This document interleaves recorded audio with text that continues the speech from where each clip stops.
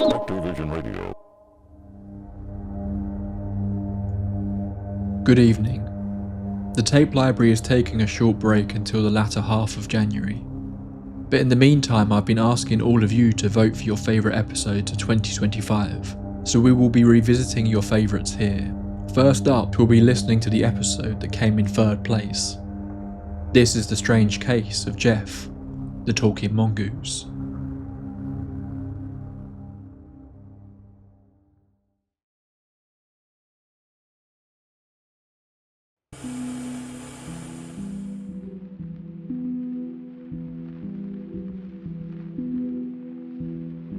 I'm going to ask you to suspend your disbelief, because what's happened here is unbelievable. It's a story filled with ludicrous ideas, a story that doesn't make sense at times, but nonetheless a story that was apparently very real to one family, their neighbours, and those who dared to come and see what was happening for themselves. But it's a story you need to hand yourself over to, and let it take you where it needs to go. In the world of the strange, this one is rather unique. In 1932, famed psychic researcher Harry Price was not in the best of circumstances. Price had gained a certain level of notoriety over the years for exposing fraudulent claims of psychic abilities and the paranormal. Most notably at this point, debunking William Hope's famous spirit photographs. He found himself stuck between two worlds, a science-based one and a spiritualist one. The various psychical research institutes that had sprung up over the years were not thrilled with Price's connection to spiritualist groups, while the spiritualists saw him as a skeptic, intent on destroying their work. He was also a key part in the formation of what would become the British Film Institute, a detail that will become important later. It was sometime early that year that Price was sitting alone in his study, flicking through letters and articles, looking for a new case. Something to really sink his teeth into, when he came across something that caught his attention. A letter from a woman named Florence Milburn. The letter was referring to an incident that had not happened to her, but to someone who was living on a nearby farm. Apparently the local area had been abuzz with rumours and wild claims that were taking place. The letter read, "Dear Sir, I beg you to forgive me for presuming on your valuable time and attention, but I feel sure you will be interested, from a scientific point of view, in what I tell you. In the heart of the country, between Glen Main and Dalby, is a small farmhouse occupied by a Mr. and Mrs. Irving and one daughter. Last September, they noticed a strange animal in their farmyard amongst the fowls, similar to a weasel. Sometime after that, they began to hear a very loud thumping on the wooden partitions. On hearing the knocking, Mr. Irving spoke, calling it to stop, and was surprised on hearing it speak back. Price was instantly intrigued and decided to get in touch with the family, and so began one of the strangest paranormal tales of all time. What started as a genuinely creepy tale took Price and many others into a rabbit hole they could have never expected.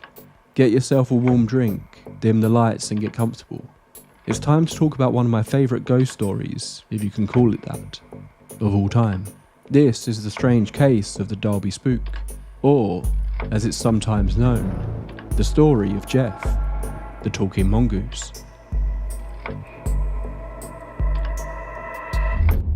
I think it's worth going back a little in time, because according to some of the locals, the moment the Irvings arrived wasn't exactly the start of the strange activity in the area. Our story takes place at Dawlish Cashen, a remote farm on the Isle of Man, which for those not familiar is an island situated on the Irish Sea between Ireland and England. The farm, particularly today, isn't easy to get to. Situated away from the nearest village up a steep hill, and is said to be around 70 acres in size.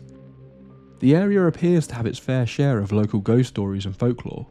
One story from early in the 1900s tells of men digging in the area and discovering a flat stone. When they pulled it up, beneath was an urn containing ashes. The two men who discovered it decided to bury it in the ground below a hedge bank, moving it from its original position. Sometime after this, a young man was hunting rabbits with his dog, when he saw a small furry animal dart under the hedge. The man reached in, pulling at the dirt under the hedge where he was convinced the animal had burrowed itself and was now cornered. He had no idea he was pulling up the ground that now housed the urn. Suddenly, he fell backwards, falling to the ground. The man froze for a moment and righted himself back up to continue digging, certain that he had just lost his balance, when all of a sudden he was pushed back again, more violently this time. It was enough to spook him to such an extent that he ran back to the village.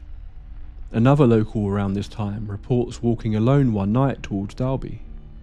This man claims he was followed for 3 miles by something strange, a voice, but with no one else around.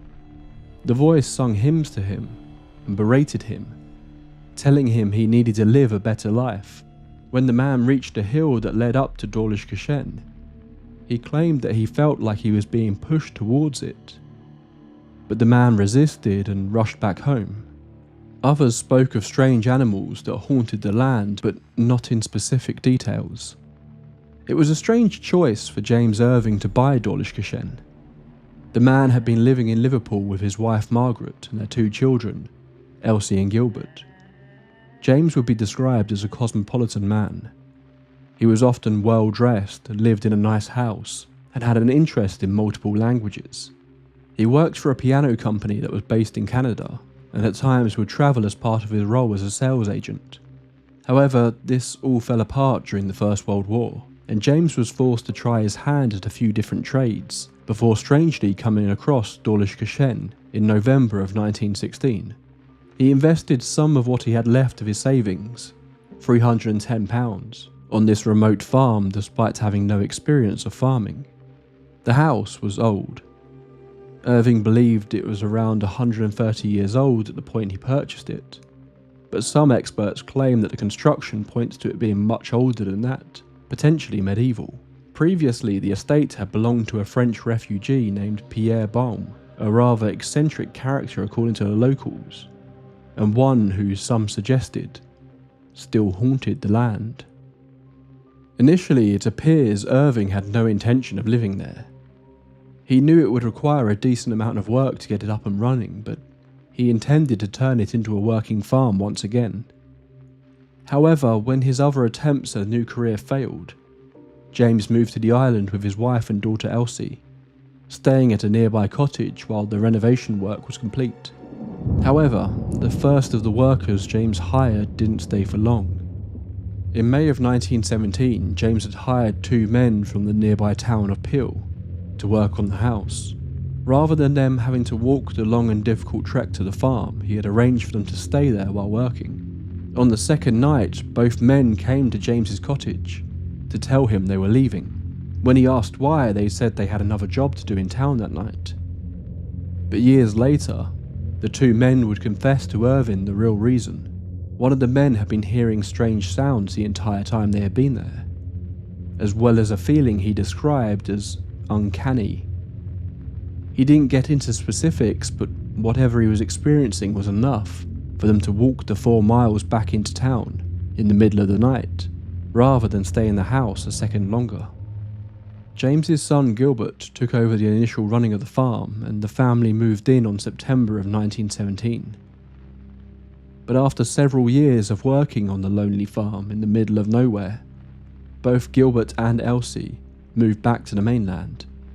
Luckily, Margaret and James were not left totally alone, as in March of 1918, Margaret had given birth to another daughter named Vori. The farmhouse was isolated, dark throughout all times of the day, and the family at times wouldn't receive a visitor for months on end. It was a lonely existence seemingly, but James at least didn't seem to mind too much, and would happily make conversation with anyone he met in the local area, attempting to integrate himself as best as he could, but still looking for a higher quality of conversation than he thought the local farmers could provide by joining the local Freemasons. His daughter and wife, however, were more reserved. The family was sometimes viewed as a little strange by the locals, calling them eccentric, some even cruelly describing Margaret as witch-like, although this characteristic would be echoed by some investigators in the future. A big part of this though is that they were outsiders. In a rural area full of people who had lived on the island their whole lives. These were well-spoken city folk from the mainland. Some thought that James in particular acted like he was above some of the locals. Writers on this topic have noticed the echoes of how witches were treated in the olden days. Often they were simply people who lived further away from the community, who maybe behaved a little strangely compared to what the locals were used to. And of course, many of those witches were said to have familiars. Small animals that could do their bidding. And it wouldn't be long until the Irvings would have their own. It seems the activity started in September of 1931, around the time that Vori had turned 13. And is so often the case, it started with a simple noise, a tapping, late at night. James and Margaret were sat there when they heard it coming from above, a sort of repeated tap between the wooden ceiling and their roof. James, convinced it was mice, went up to investigate. He looked around but he couldn't find anything. But he did notice something strange. There was a little Indian woodcutting that he owned, laying on the floor in the middle of the attic. It was odd. James had no memory of putting it up there. Curious, he picked up the object and dropped it to the floor again. It created the same sound that he and Margaret had been hearing from below. A couple of nights later, they heard it again. The tapping. But this time it was followed by the sound of something running. Convinced again it must be some sort of animal, James said out loud, "That is no mouse." This was much larger. This claim seemed to cause whatever was running around above them to respond. It barked like a dog, then hissed like a cat. It then growled, before repeating the various sounds over and over. Then there was a sudden loud cracking noise, and simultaneously a picture frame on the other side of the room shook from side to side. Then, silence. Understandably, the Irvings were baffled, but once again, when they went to inspect, there was nothing there. At some point in October, James and Vori apparently caught sight of something running around. It looked about 9 inches long with yellowish fur. James was convinced it looked like a stoat or a weasel. Over the following days, the sounds continued, before they seemed to warp from the sounds of animals to almost the babbling of a baby, and then back to the sounds of an animal. Curious, James decided to try and interact with the sound. Bear in mind, the family had been living a secluded, lonely life on the farm for quite some time at this point. There wasn't a whole lot of entertainment to be had. When the creature barked, James said out loud, "Dog." And the sound on the other side of the wall repeated the word back to him. When it hissed, he said cat. Again, the voice repeated what James had said. This continued for weeks, but very quickly the voice became very articulate. It acted as though it were learning to talk from James, but Irving admits there is no way this could be possible in such a short space of time. It was almost like the voice was toying with him, pretending it was learning from him, and James was happy to play along. James later noted in his diaries that he believes it pretended to learn as a way of easing the family in. If it had just started talking, James admits that most people would just instantly leave the house, but this gradual phasing of sounds to voice made them feel strangely more comfortable around it. The voice was unusual, high-pitched. Most witnesses described it as higher than a human voice. The voice began to talk to the family more and more, and claimed that they should call it Jack. Curiously, the Irving family still seemed convinced that this was some sort of animal, and the voice apparently confirmed their suspicion, telling them he was in fact a weasel. But quickly, the family's amusement at this strange occurrence turned to fear. The creature, whatever it was, could be heard running around behind the wooden panelling that ran throughout the house, its voice often being heard from the small holes that could be found around the property. It would bang loudly on the walls and laugh, a maniacal laugh that the family would often describe as satanic, keeping them awake late into the night. But the reason for their belief that it was a physical creature was that it appeared to be very physical. They could hear it running. At times it would spit through the holes at the family. They would find small puddles of urine on the floor. In his diary, James wrote that he believed this thing was trying to drive them away. It did not seem to like the family, and he mentions various objectionable acts that he does not want to put into writing. Some of these may have been discussed later though, when James told investigators of the creature's at times sexualized taunting of Margaret. In one such case, as she was getting ready for bed, the voice would describe each item of clothing she was removing, until Margaret quickly became terrified and covered herself up. The couple lay in bed one night and James whispered to his wife, "What in the name of God can this thing be?" Loudly, the voice repeated James's words in a mocking tone. If James sat up in bed at any point, the voice would yell at him to lay back down, calling him a devil as it did. If he went to the toilet in the middle of the night, the voice would loudly describe what James was doing so that it could be heard throughout the house. This was another curious detail. The voice sounded like it would come from a specific area, but somehow it also reverberated around the house, so everyone could hear it to some degree. It would sing small parts of hymns and songs. It would even throw objects, most often rocks, at the family. James became concerned that the creature may move on to kitchen knives. But despite the Irvings' curious belief that this was in fact some sort of animal still, the voice started to disagree, telling them in its own words that it was a ghost in the form of a weasel, and it intended to haunt them. This apparently particularly scared the young girl Vori. James and Margaret had made a point to try and not show fear to whatever this creature was, but it clearly spotted a weakness in the Irving's daughter, and it began more and more often to focus its attention on her. Early on, James had been to see his neighbour Ian Corlett and had asked the man to borrow a rat trap, claiming he had some sort of weasel in the walls of his house. A week later, Ian saw James again and asked him if he had managed to catch it. James told the man no. The blinking thing had started talking.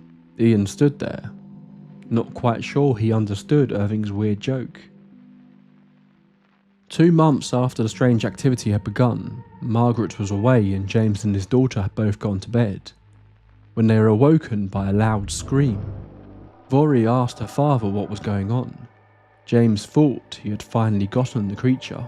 He had left a piece of bread with rat poison on it near the top of the stairs, and it appeared Jack had found it. For 20 minutes the screaming continued, Vori covering her ears, disturbed by the pained screams of the poor creature. Then suddenly it stopped. Vori climbed a ladder and looked into the loft space, where the screams had apparently been coming from, but nothing was there. The voice went quiet for a few days, before making a sudden return. Again, another night the family was awoken by its screams and gargles of pain, this time non-stop for a full half hour, but seemingly the creature wasn't sick, nor dying. It was just teasing James for his misguided attempt at leaving out the poison, telling the family later that he did it for the devilment. James attempted to block up the many holes in the home, believing that the creature was using them to move around the house quickly, but it did nothing to stop it. The voice started to become increasingly aggressive towards Vori, threatening her, throwing stones. James and Margaret decided to move her into their bedroom at night. While dismantling the girl's bed, Jack stomped around in the walls, screaming and shouting, smashing against them with a violent force. Once the bed was moved, the voice shouted, apparently trembling with rage, that it would follow her wherever they moved her. That night, terrified, James barricaded the door with chairs and a dresser. At some point, something began banging on the door with such a force that it caused the door to bulge. And then the voice was heard, screaming that it was coming in. The banging went silent for a moment, before a large pot in the room flew from one side, crashing into the floor. The Irvings desperately searched, but again, no sign of the creature could be found. These first 6 months were apparently hell for the family. The voice was angry and antagonistic, mocking and attempting to scare the family away with every chance it got. Rumours of the creature had begun to spread. People would come up to the farm to try and get a look at what was going on. It became such an issue that James had to put up barricades to stop trespassers, and later signs informing people that they could enter the farm by appointment only. But James and Margaret would often visit the much larger nearby town of Peel to visit family and for work. As they told their story to their friends and family, the word quickly got out. There wasn't much going on in the area in those days, so fantastical tales about a talking weasel obviously sparked the imagination. In January of 1932, even the media had started paying attention to the story. Over in England, a journalist was sent to the island from the Daily Dispatch to investigate. The journalist arrived at the farm and was met by James Irving. The reporter told James that he had come to find out if the rumours were true, that the house was haunted. James told the reporter it wasn't. There were no spooks in his home, but he is worried about the amount of people that were suddenly trying to visit the farm.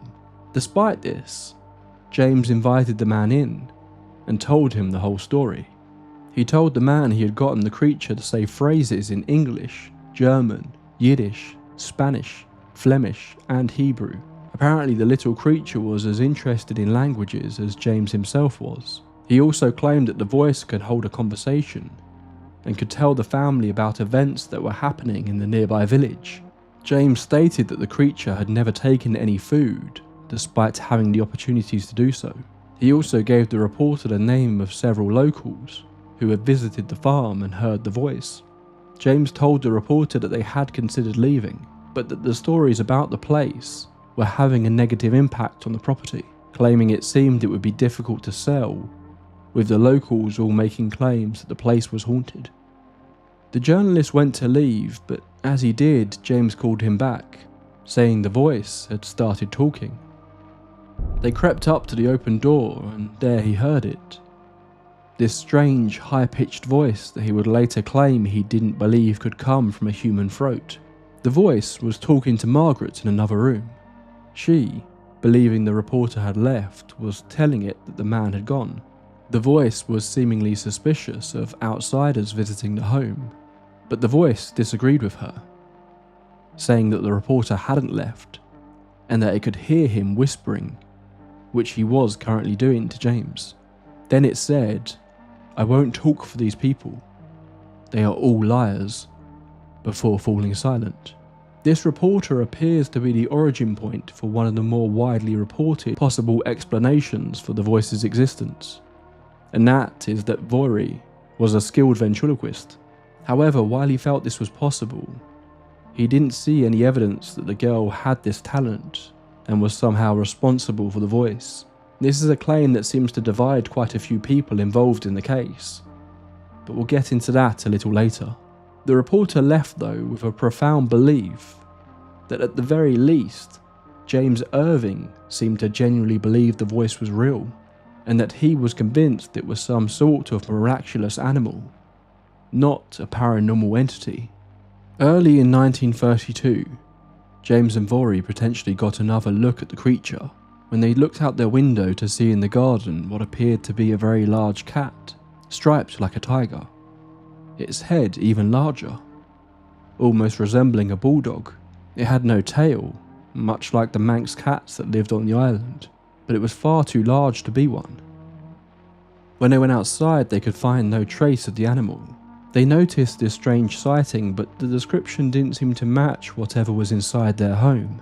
But when Margaret returned that night, James was telling her about what they had seen, when the voice interrupted him, saying, "It was me you saw, Jim," Jim being what the creature would call James. This became a common thing with sightings of the creature. People would often report him as looking different to what others had seen, leading some to suggest that he was somehow capable of changing his appearance. Not long after this, James had looked out his window to see two boys on his property hunting rabbits. He went outside to talk to the boys, inquiring about their names. It soon became apparent that he actually knew one of them. He was the son of a man named Gef Lowry, who had once worked on the farm. Again, the evening arrived and James was talking to Margaret in the kitchen. Conversations in the home were no longer ever private. Jack was always around to hear. Shortly after, the voice shouted out, "I don't like the name Jack. Call me Gef." Apparently, the voice was only able to spell out words phonetically, and this is where the strange spelling of Gef for Gef came from. Furthermore, not long after this, Gef decided that he was not a ghost, telling the Irvins that he was in fact just an extra special mongoose who could talk. One issue with this being that the descriptions of those who claimed to see Gef rarely matched up with the description of a mongoose, but this information was enough for James, who for some strange reason still believed he was dealing with an animal that had apparently learnt to talk. Gef claimed that he was born in India 80 years prior and had ended up coming to England after briefly being in Egypt. It seemed though that Gef wasn't a recent arrival, not having all the information to connect the earlier tales of strange activity around the farm at this point. They hadn't even considered it. But Gef would make references to friends of the family who they hadn't seen in years, as well as the Irving's 2 older children who had moved away some time ago at this point. Gef apparently revealing that he did not like the older Irving girl in particular. Vori's bed stayed in her parents' bedroom for several months after the initial move, but this seemed to be around the time that Gef stopped harassing the family, or at least he did it less often. Gef claimed that initially he thought the family didn't like him, that they would try to make him leave. An understandable reaction considering James had attempted to poison him, but he now seemingly wanted to live in some sort of harmony with the family. He continued to be increasingly attached to Vori in particular, following her everywhere she went, even when she would leave the farm. Vori attended the nearby school in Derby Village. James had gone to meet her one day and ended up chatting to her teacher, Miss Career, about Gef. As I said, rumours of the strange creature had begun to circulate in the community, and James was all too happy to talk to anyone about it, apparently much to the dismay of his wife and daughter, who, while fascinated by Gef themselves, were more keen to keep the whole thing quiet until they understood exactly what they were dealing with. Despite having been alone with no one else in earshot when talking to his daughter's teacher, on the walk back home, James and Vori heard Gef's voice. He demanded to know why James had been talking about him and what he had told the teacher. This became something of a common occurrence in the months and years that followed. Gef was happy to eavesdrop on others' conversations both at the farm and in the wider community, but he did not like it if others took an interest in him without his consent. He seemed to want to remain the family's secret, although Gef's moods and opinions on most subjects seemed to change on a whim regularly. If Gef was sneaky and hard to spot, or actually invisible, seemed to be a difficult question to answer. There was a relatively early report though of a worker on the farm claiming he saw a sandwich floating through the air low to the ground and disappearing into the bushes, as though it were being carried by an invisible squirrel. Early on, Gef apparently claimed to have no stomach, that he relied purely on air to survive. But when in early 1932 the family started leaving food out for him, he eagerly gobbled it up. Lean bacon, bananas and chocolate were all apparently favourites of Gef. Margaret claimed that she was even able to feed Gef by hand once, when she saw a small fluffy shape running along the beams of the home one night. She held up some food and he took it. She didn't get a good look at him from the position she was in before he scurried away, but she felt his teeth on her finger. He would still regularly create loud bangs that would shake the entire house. The Irvins explained a strange detail about the creature that suggested how he may be able to do this. While he looked very much like a weasel or similar animal, they claimed he had hands, each with 3 fingers, that disturbingly resembled human hands but much smaller. This allowed him to grip objects, throw them, and even bang his fists when annoyed. He had shown these before by poking them through a hole in the wall of Vori's bedroom. Gef would laugh, at times a creepy and disturbing laugh, others more playful and fun. He loved to sing, and not just in English but also Spanish, the local dialect Manx, and apparently in Hindi, although some have pointed out that many of the phrases that Gef uses in Hindi are incorrect or don't really translate well, which seems odd considering his claims of being from India, although it's worth noting this is just one of many Indian languages. When he would leave the house and return, strangely the only animals that seemed to react to his presence were the geese, who would make sounds when Gef was returning to the farm. The family's sheepdog apparently had no interest in the mongoose. Gef even had his own space in the Irvings' home that was referred to as his sanctum. To the right of the stairs on the upper floor was a ledge. The stairs were boxed in by a wooden partition where the ledge was. Technically this led into Vori's room, but seemingly was also accessible through the parents' room, allowing Gef to move between the two. They would often leave his food there. They also believed this is where Gef liked to sleep, although they would never catch him in the act. There was also a wooden chair here that they would often hear Gef pushing around, claiming that he used it for exercise. Gef enjoyed playing with toys, and visitors to the home would bring him gifts like bouncy balls and chocolate to try and win favour with the strange creature. Two local boys, Will Cubban and Harry Hall, came to visit, eager to meet Gef. The boys in fact did see a creature running around their garden that matched Gef's description, but not at the farm. James took them into Vori's room and showed them a fastening on the outside, telling them that on occasion Gef would lock the girl in her room, and that it couldn't be done from the inside of the room. As a demonstration, Vori went inside and the boys went into the kitchen, asking Gef to do it. Sure enough, he did. They also heard Gef singing and claimed that the creature had quite a foul mouth at times. He even apparently spat at the boys at one point, but he didn't appear hostile, telling them that he just wanted to make them laugh. They then played the penny game, a regular exercise that James would get many visitors to do. They would flip a coin on the porch and the voice of Gef would tell them which way the coin had landed. The voice got it right every time, even when they tried to trick it by not actually flipping the coin. It called them out on their deceit. None of the Irvings were close enough to be able to see the coin from where the boys were, but this strange trick left an uneasy question in the air. Was Gef's eyesight so good that he could see the coin from one of the holes in the wooden panelling, or was he able to read minds? Gef's ability to know what was going on in other places was well recorded at this point. Margaret would be inside the house and Gef's voice would inform her exactly what animals her husband was working on at that moment, what he was doing, when he was coming back. He brought the family gossip from the local area, telling them things that he should have no way of knowing, describing the insides of homes the family had never visited, but they would later find would match. Although it seemed this wasn't always through some ability to see things that were happening in other places, but instead literally visiting others and eavesdropping on conversations. At times, Gef would fall ill, with the Irvings finding pools of vomit under their bed. He would catch colds, filling the walls with a rattling cough, one time even yelling out, "Jim, I have a goddamn cough. I have a hell of a cough.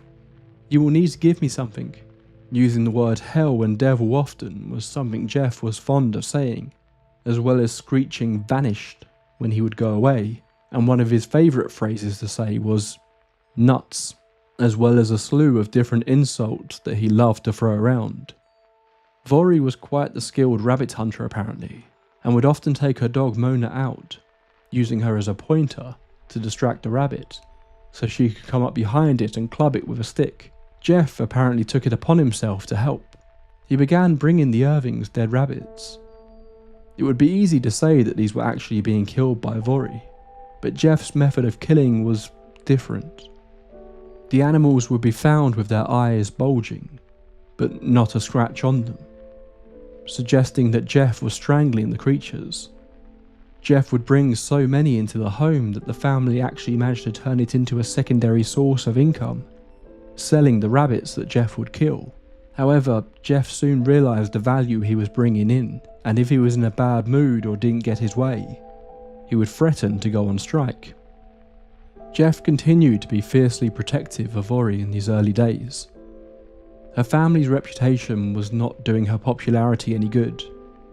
The phrase spook began to refer not just to the phenomena taking place in their home, but was also used as a nickname for the at times strange and shy girl.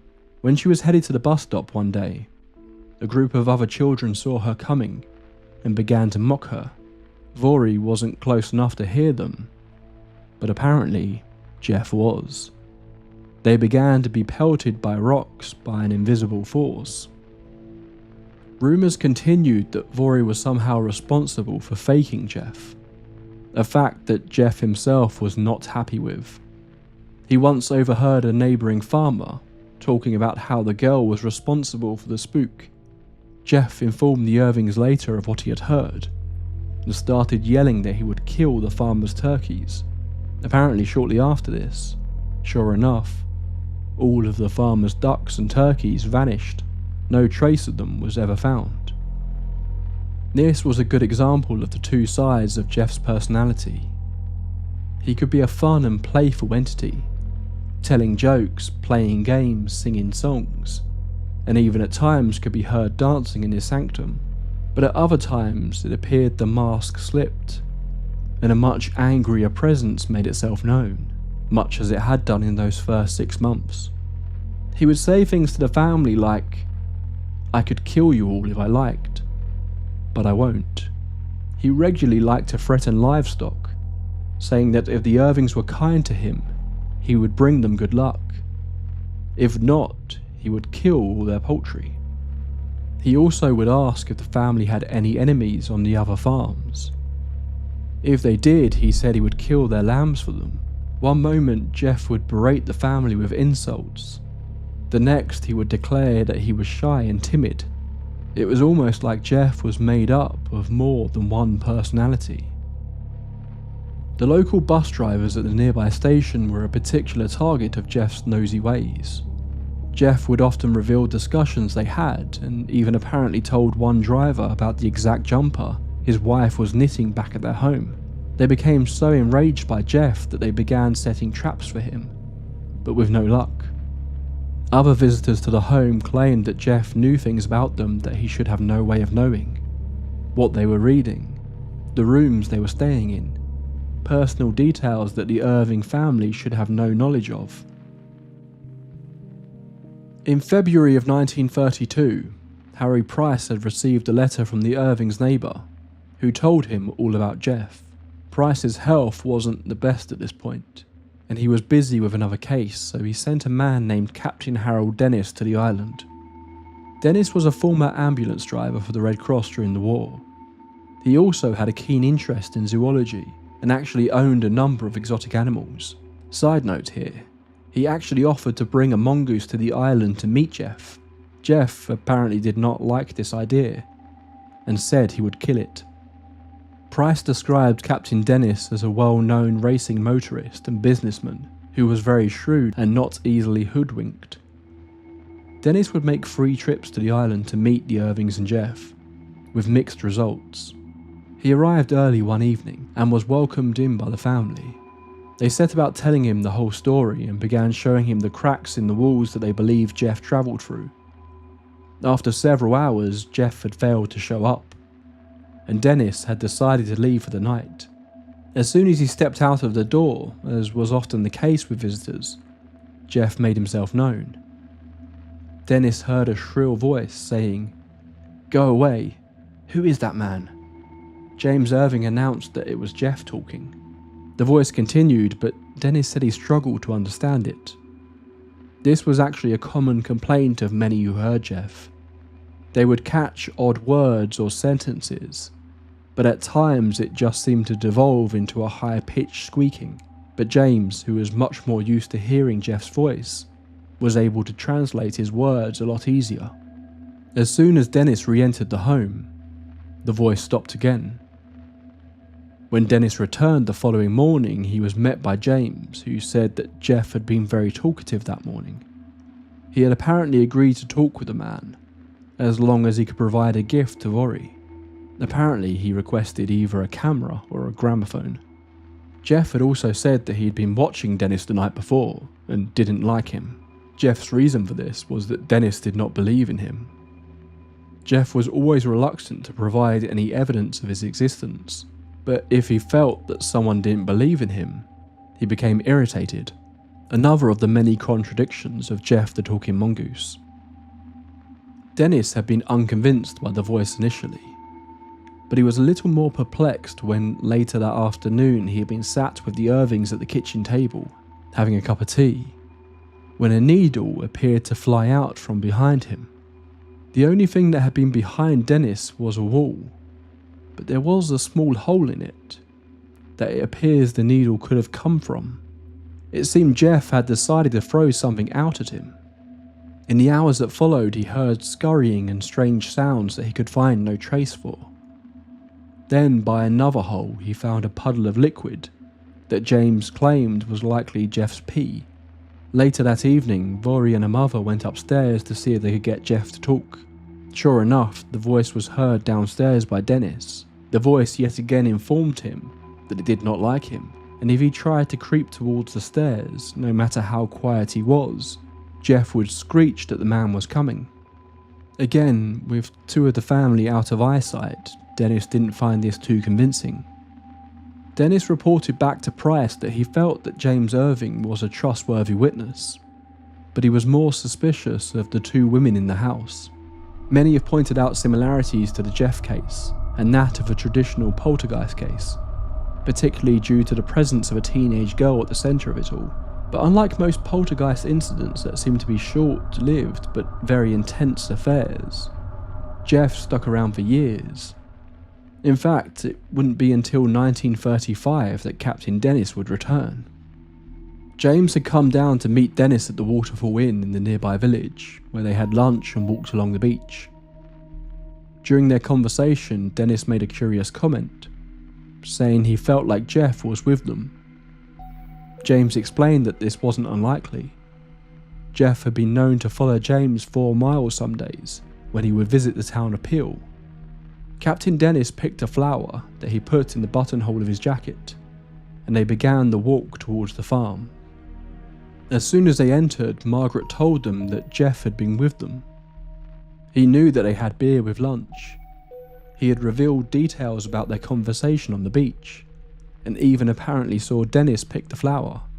This was infinitely more interesting to Dennis than anything he had experienced on his first visit. There was no way James could have gotten this information back to his wife before their arrival. He considered the idea that maybe someone had been watching them, but he couldn't think of any space on the beach someone could have hid and still been close enough to hear. The more out there theory that didn't involve Gef was the idea that Margaret could have some kind of psychic ability, a theory that was suggested by a few over the years. Gef was quiet at first, but when Vori left the house to go out into the farmyard, he spoke. Dennis, still suspicious the girl could be responsible, rushed to the window, but he could see her outside, far away. That night as he walked down the path, he heard Gef again.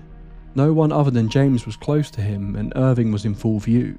Dennis wasn't sure what was going on here, but he was definitely more intrigued than he had been on his visit 3 years before.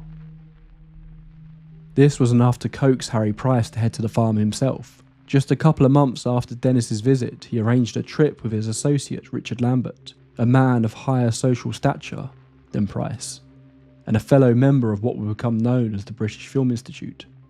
His insistence on bringing Lambert, as well as his involvement of others in this case, seemed to suggest that Price was taking this somewhat seriously, although he was headed to Dawlish Cushen, firmly with a sceptical view of the whole thing, something that was likely increased by the fur sample he had received. Price had requested the family send him a sample of Gef's fur. Apparently the family had left Gef a pair of scissors in his sanctum and asked him to trim some. Gef told them to go and look, and sure enough, there, sat on the side, was a clump of fur, but when they sent this to Price was frustrated to discover that it appeared to be dog fur. While it seemed unlikely they believed this would not be discovered when testing, their version of how they received the fur does leave open the window that Gef, in his traditionally mischievous ways, had simply snipped the fur from the family's dog Mona. Gef was apparently also not thrilled about the idea of Price visiting. He explained he had come to like Captain Dennis, but he was wary of Harry Price, saying he didn't like him and that he would put his story in the papers, something that Gef had expressed time and time again about others involved in the media. He didn't trust them and didn't want them to share his story. In fact, prior to their arrival, Gef apparently went missing for several days. Lambert and Price arrived on the 30th of July 1935. Irving had seemingly rented a car to pick up the men, apparently wanting to make a good impression on them. When they arrived at the farm, they provided the family with a camera, asking them to use it to try and get photos of Gef in the future. Price would later receive these after a lot of back and forth, and he wasn't particularly impressed by their attempts to photograph Gef. The two men initially began talking to Vori and Margaret about the whole escapade. Margaret pretty much backed up everything they already knew, but Vori, now 17, was much quieter. Many have noted that James Irving generally took over any conversation, especially when it came to Gef. He was a friendly but at times overbearing presence, which could be frustrating when investigators were trying to get the full story. Their first night was a frustrating one. Gef, who had been silent for a while at this point, remained so during their visit. Price and Lambert made note that the Irvings seemed embarrassed that the men had travelled so far, but that Gef was not interested in entertaining them. They kept attempting to coax him to speak, but with no luck. The two men left around midnight. While they had seen nothing to convince them, they were slightly more convinced by the Irvings, having met them in person. It seemed unbelievable to them that they would keep this story up for so many years at this point, if there wasn't at least some foundation of truth to it. Price seemed very interested in the theory that Vori was the centre of this whole thing. The next day he asked to take her out for the day, so they could speak to her away from her family. Vori agreed, but James did not, insisting he come along. Yet again James dominated the conversation, making for another frustrating day for the investigators. They left the island with nothing to show for their visit. At a later date, Price again requested by letter that Vori could come to London to be interviewed and have some tests run at his laboratory. But James was apparently incensed by this and did not like the idea of his teenage daughter being alone with either of these men, refusing to let her even speak to them without him. He said he could come to London in her place, but that she would not leave the island. They noted the strange upbringing the girl had, having never left the island, and spending the majority of her time alone with her much older parents. She had become a quiet and very reserved girl, and the pair could see how lonely she seemed to be. Price and Lambert's trip to Dawlish Cushen had been a wasted one.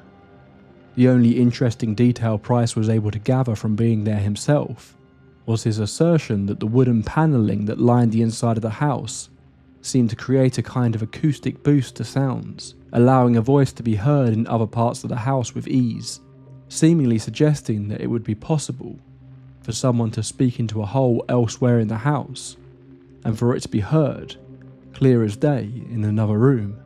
However, a lack of any real evidence or testing is available for this theory. Shortly after, Price sent another associate of his to Dawlish Cushen. She pretended not to know Price, but still Gef wouldn't make a sound when she was present. Apparently after leaving, Gef did finally talk. Margaret, who in particular would get angry at Gef when he refused to speak, asked why he hadn't spoken for their guest, to which he replied that he thought she might be a newspaper woman. In October of that year, Captain Dennis would return for one final visit. When he arrived, he was told Gef had gone to the Waterfall Inn to see Dennis arrive in town, but had not returned.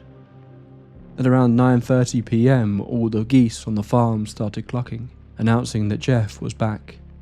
Still, Gef didn't speak though.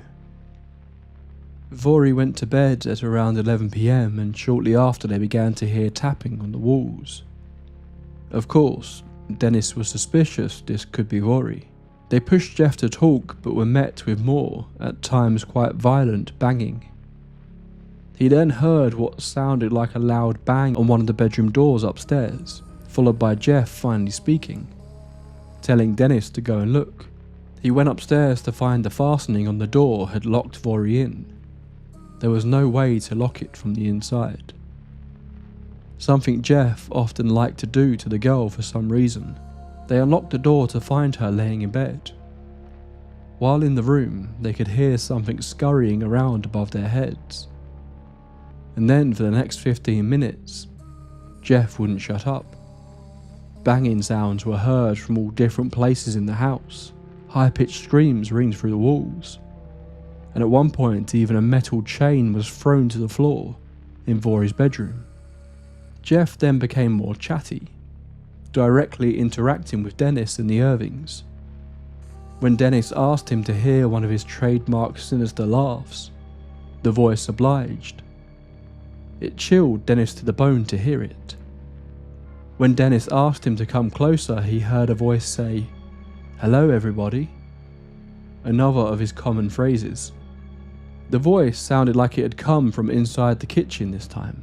On occasion, Dennis would randomly run out into the hall or to the stairs with his lantern to try and catch Gef or whoever was making the sounds in the act. But each time no one would be there, and Gef would get annoyed, calling Dennis a damned sleech for trying to see him. Gef would often berate people who tried to look at him without permission, including the family. At one point, Dennis was sure he heard the voice coming from the wooden panelling behind where Margaret was sitting, adding to the common theory that the voices were coming from inside the walls. The conversations continued until 3 in the morning, when Gef ended it with a slightly sinister threat that he would throw a brick at Dennis when he slept. Gef didn't, but at 7 AM, Captain Dennis was awoken by Gef's voice, shouting, "Get up, Dennis." Dennis returned to England but kept up correspondence with the Irvings for years to follow. He was now a firm believer in Gef, but still had no understanding of what Gef was. Price continued to correspond with James though, and eventually Price and Lambert published a book on the case called The Haunting of Cashin's Gap. Price had been suspicious of the Irvings' possible interest in using the Gef story for monetary gain. Seemingly they had been hesitant to do so early on, but as the years had progressed, the family had fallen on harder and harder times. James was keen to share in any profits the book would make, while Price agreed if the book made enough to pay back the publishers. He would then split the profits 3 ways, but he said this was unlikely. He said most of his published works didn't really make any money, and that this was purely being published as an academic work. Sure enough, it didn't. What it did lead to, though, was a court case involving Gef the Talking Mongoose. Widely reported in the press at the time, the mongoose case was presented to the High Court of Justice in November of 1936. Lambert had been the target of much mockery from his colleagues, particularly those on the board of the British Film Institute, who claimed that Lambert was not fit to hold a place on the board anymore due to his interest in occult matters and apparent belief in a talking mongoose. Various days in court were spent debating Gef, including one long-winded section where the judge debated what the plural of mongoose was. Apparent photos that the Irvings had taken of Gef, which were not particularly convincing, were held up in court as part of the case, with much debated over which shape was supposed to be the fabled mongoose. The entire thing made Gef even more famous, and was seen as a hilariously bizarre piece of British legal history. Lambert actually ended up receiving £7,500 in libel damages, seemingly making him the only person to actually make any money out of the tale of Gef. As the years progressed, Gef was heard from less and less. Vori in particular seemed to distance herself from him, and the once inseparable pair's relationship was ruined. Vori even going as far to say she hated Gef, and that she wished he had never come into their lives.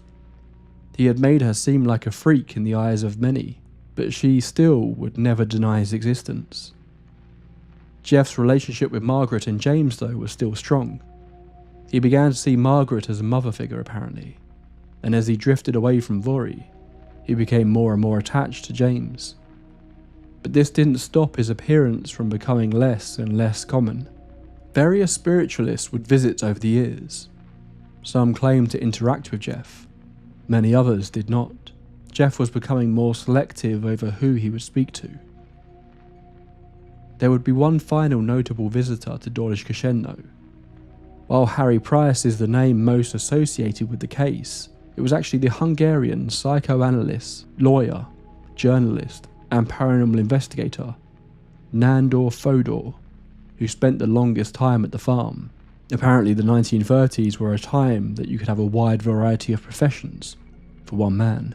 Fodor had apparently been following the story closely since it first appeared in the press in 1931, but it wouldn't be until 1937 that he would travel to the island in search of Gef, after publishing an article on the idea of animal spirits the year prior. Upon meeting the family, Fodor believed that Margaret Irving could be the type to be a so-called psychic. Margaret herself apparently believed she had some sort of ability, and interestingly, this is a thought that many who met her had throughout the years. Even Gef himself would apparently at times refer to her as Maggie the Witch. However, during Fodor's entire week-long stay, he never actually had a direct encounter with Gef. The closest he came was apparently one night while using the outside toilet. He heard something thrown at the roof. He asked out loud if this was Gef making the noise, but wasn't greeted with the strange creature's voice. Despite this, Fodor was able to interview the family at length, as well as a huge number of locals who claimed to have witnessed some of the activity at the farm, including a postman who had heard Gef's foul-mouthed rants, the boys Harry and Will, who believed they had seen and heard Gef, a bus mechanic who Gef had apparently been spying on in his home, and a bus conductor who was regularly having his sandwiches stolen by Gef. Interestingly, Fodor's initial takeaway was similar to James's first thoughts. He said, "Gef is not a poltergeist. He is not an earthbound spirit, and he is not a ghost." Despite Gef's apparent abilities to change his appearance, feats of strength, ability to talk, and even the power of invisibility, Fodor was more drawn to the examples where Gef would spit, urinate, cough, and eat, saying that the mystery was not a psychic one, but that Gef was simply an extra clever little mongoose. However, Fodor's theory on this would change years later. In a rather strange quote, he said, "I was not yet equipped with adequate psychoanalytical knowledge to conduct an exploration of James Irving's unconscious. His dream life, I am confident, would have given sorely needed clues to understand the intellectual development of Gef, and to find the storehouse of his power." It seemed Fodor went on to believe that Gef was some kind of psychological projection from James Irving, a man bored and lonely, living in abject poverty, starved of mental stimulation, with only a handful of books as his only entertainment. That James Irving had in fact made up Gef, unknowingly, but in doing so had created something very real nonetheless. One note that seems to connect to this is that in later years Gef was apparently heard begging James to let him go, suggesting the man was somehow responsible for his presence. In 1940, Vori finally left the farm. Now an adult and employed, she would return once a week to see her parents, but was now living her own life, away from Gef and their remote world. In 1942, a newspaper report popped up, saying the Derby spook was once again active, although there appears to be little information on what exactly this incident was. Around 1944, James Irving fell very ill.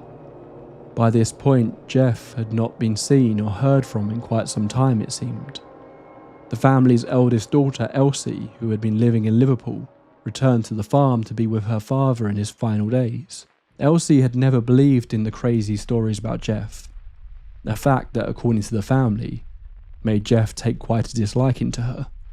But she admitted, in the 6 months that she stayed in the farm caring for her father, she would hear strange noises, sounds that seemed to get louder whenever Vori would stay. James died at 4:10 a.m. on the 6th of August 1945 at the age of 72. The moment he passed, Margaret and Elsie had been sitting by the fireplace. Neither one of them could believe it when they saw a brush that was placed on top of the fireplace start to move back and forth on its own accord, as though someone were brushing the mantle.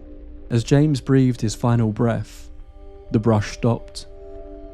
Margaret believed this was Gef, making one last visit to say goodbye to his old friend. After his death, Margaret had no interest in staying in Dawlish Cushen any longer. It appears James had been right about his assertion that the whole Gef story was actually having a negative impact on their finances due to the value of the property. The farm sold at auction for just £140, less than half of what the Irvings had paid for it.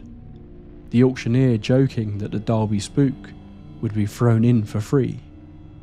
And Mr. Robert Cubban purchased the farm, a local retired farmer, who announced that he did not believe in Gef at all.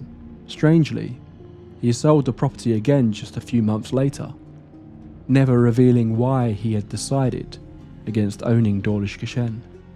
The farm was then purchased by a man named Leslie Graham, who set out to improve the farm, spending a considerable amount doing so. In 1947, Gef was again in the news. A picture of Leslie Graham holding what appeared to be a dead polecat adorned the front page.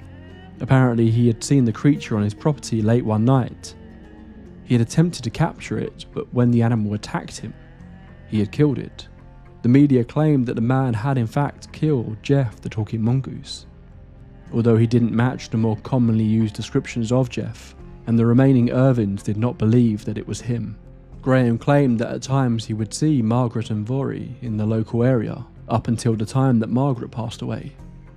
He said neither one of them would ever talk about Gef anymore. It seemed they wanted to put the whole thing behind them. In 1971, the farmhouse was demolished. Although some buildings of the farm remained, the actual house was destroyed, but no one seems to know why. Dawlish Cushen is now increasingly hard to find on the island, but that still doesn't stop people trying to track the place down, in the hopes of getting to see Gef for themselves. Every few years, the story of Gef gains some level of notoriety again, and for understandable reasons. It's such a strange little tale, and inevitably when it does, people would reach out to Vori to talk about her experiences as a child at Dawlish Cushen. But time and time again she would refuse. Even when decent sums of money were offered, she would turn it down. She had spent a good chunk of her adolescent life being called the spook by others on the island, treated as a strange person to be avoided. Moving away was her chance to start afresh, to put the whole Gef thing behind her. In 1996, filmmaker Brian Catling reached out to Vori after finding out she was now living in Cheltenham. She again refused, saying she had left all that behind her. She was now 78 and didn't love the idea that the people who were in her life now would hear all about her strange experience. The only time that Vori seemed to talk about the case was in a single interview in 1970. The interviewer asked her what's happened to Gef, and she stated that he seemed to disappear in the late 1930s, going missing for longer and longer periods until he just didn't show up anymore. It stated that Vori now hated Gef, that while he had been a great friend to her early on, she was a shy girl and the constant attention brought people to her home. She didn't want that. She didn't want to be constantly bombarded with questions from strangers, on the rumours that she was a ventriloquist and that she was somehow responsible for the voice. Vori simply pointed out that if she was that talented a ventriloquist, then she would have surely made a successful career out of that, rather than the modest life that she was now living. The only money the Irvings ever made from the story was £5 boarding from Nandor Fodor, and an occasional guinea for pictures to the newspaper. She said Gef was detrimental to her life, She was bullied. She even believed Gef kept her from getting married because she couldn't imagine explaining this part of her life to a possible husband. She said she didn't know if he was actually a mongoose, but he was a small animal, about 9 inches long, and would talk to them from the wainscoting in their home, with a high-pitched voice and often expletive-filled sentences.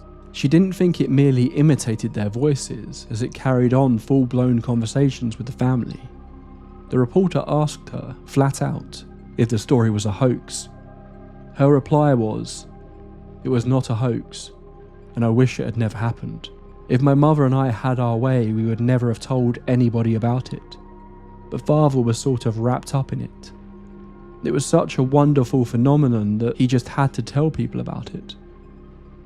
The reporter ended his time with Vori that day, pointing out that many newspapers would pay her a large sum to confess the true story of what happened in that farm, but she refused this idea, despite being in a somewhat poor financial situation herself. The reporter stated that despite how crazy the story was, he believed her. It seemed to be very much the case that Vori, 30 years later, still believed in Gef the Talking Mongoose. So what really happened?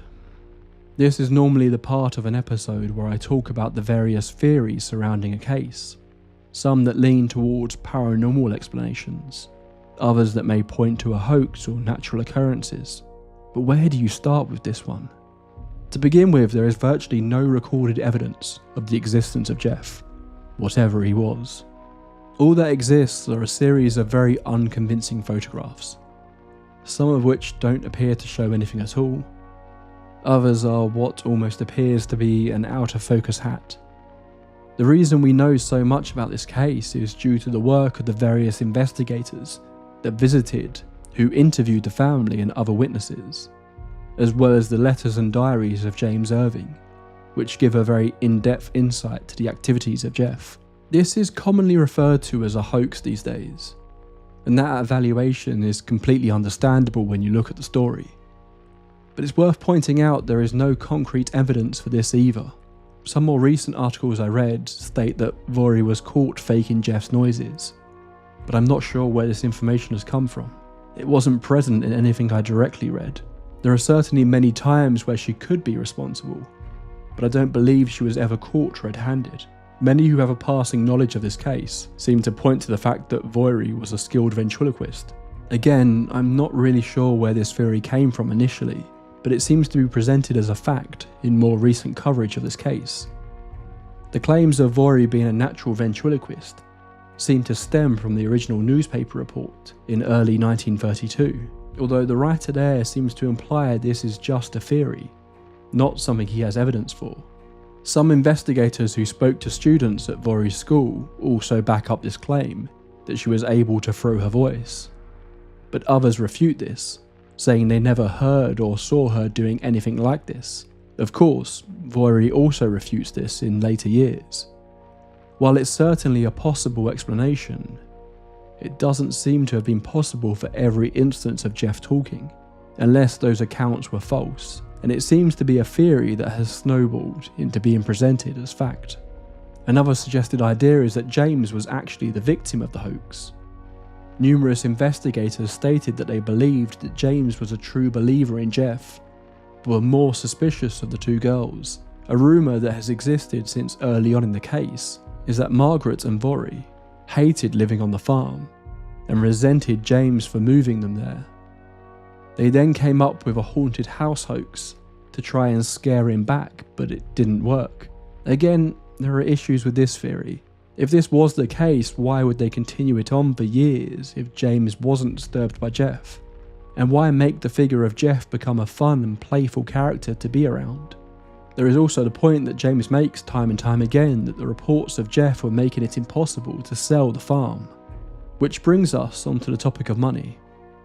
Now, every time I talk about a paranormal case, there will be comments saying that the people involved are just after money. I admit I have a tendency to roll my eyes at these comments.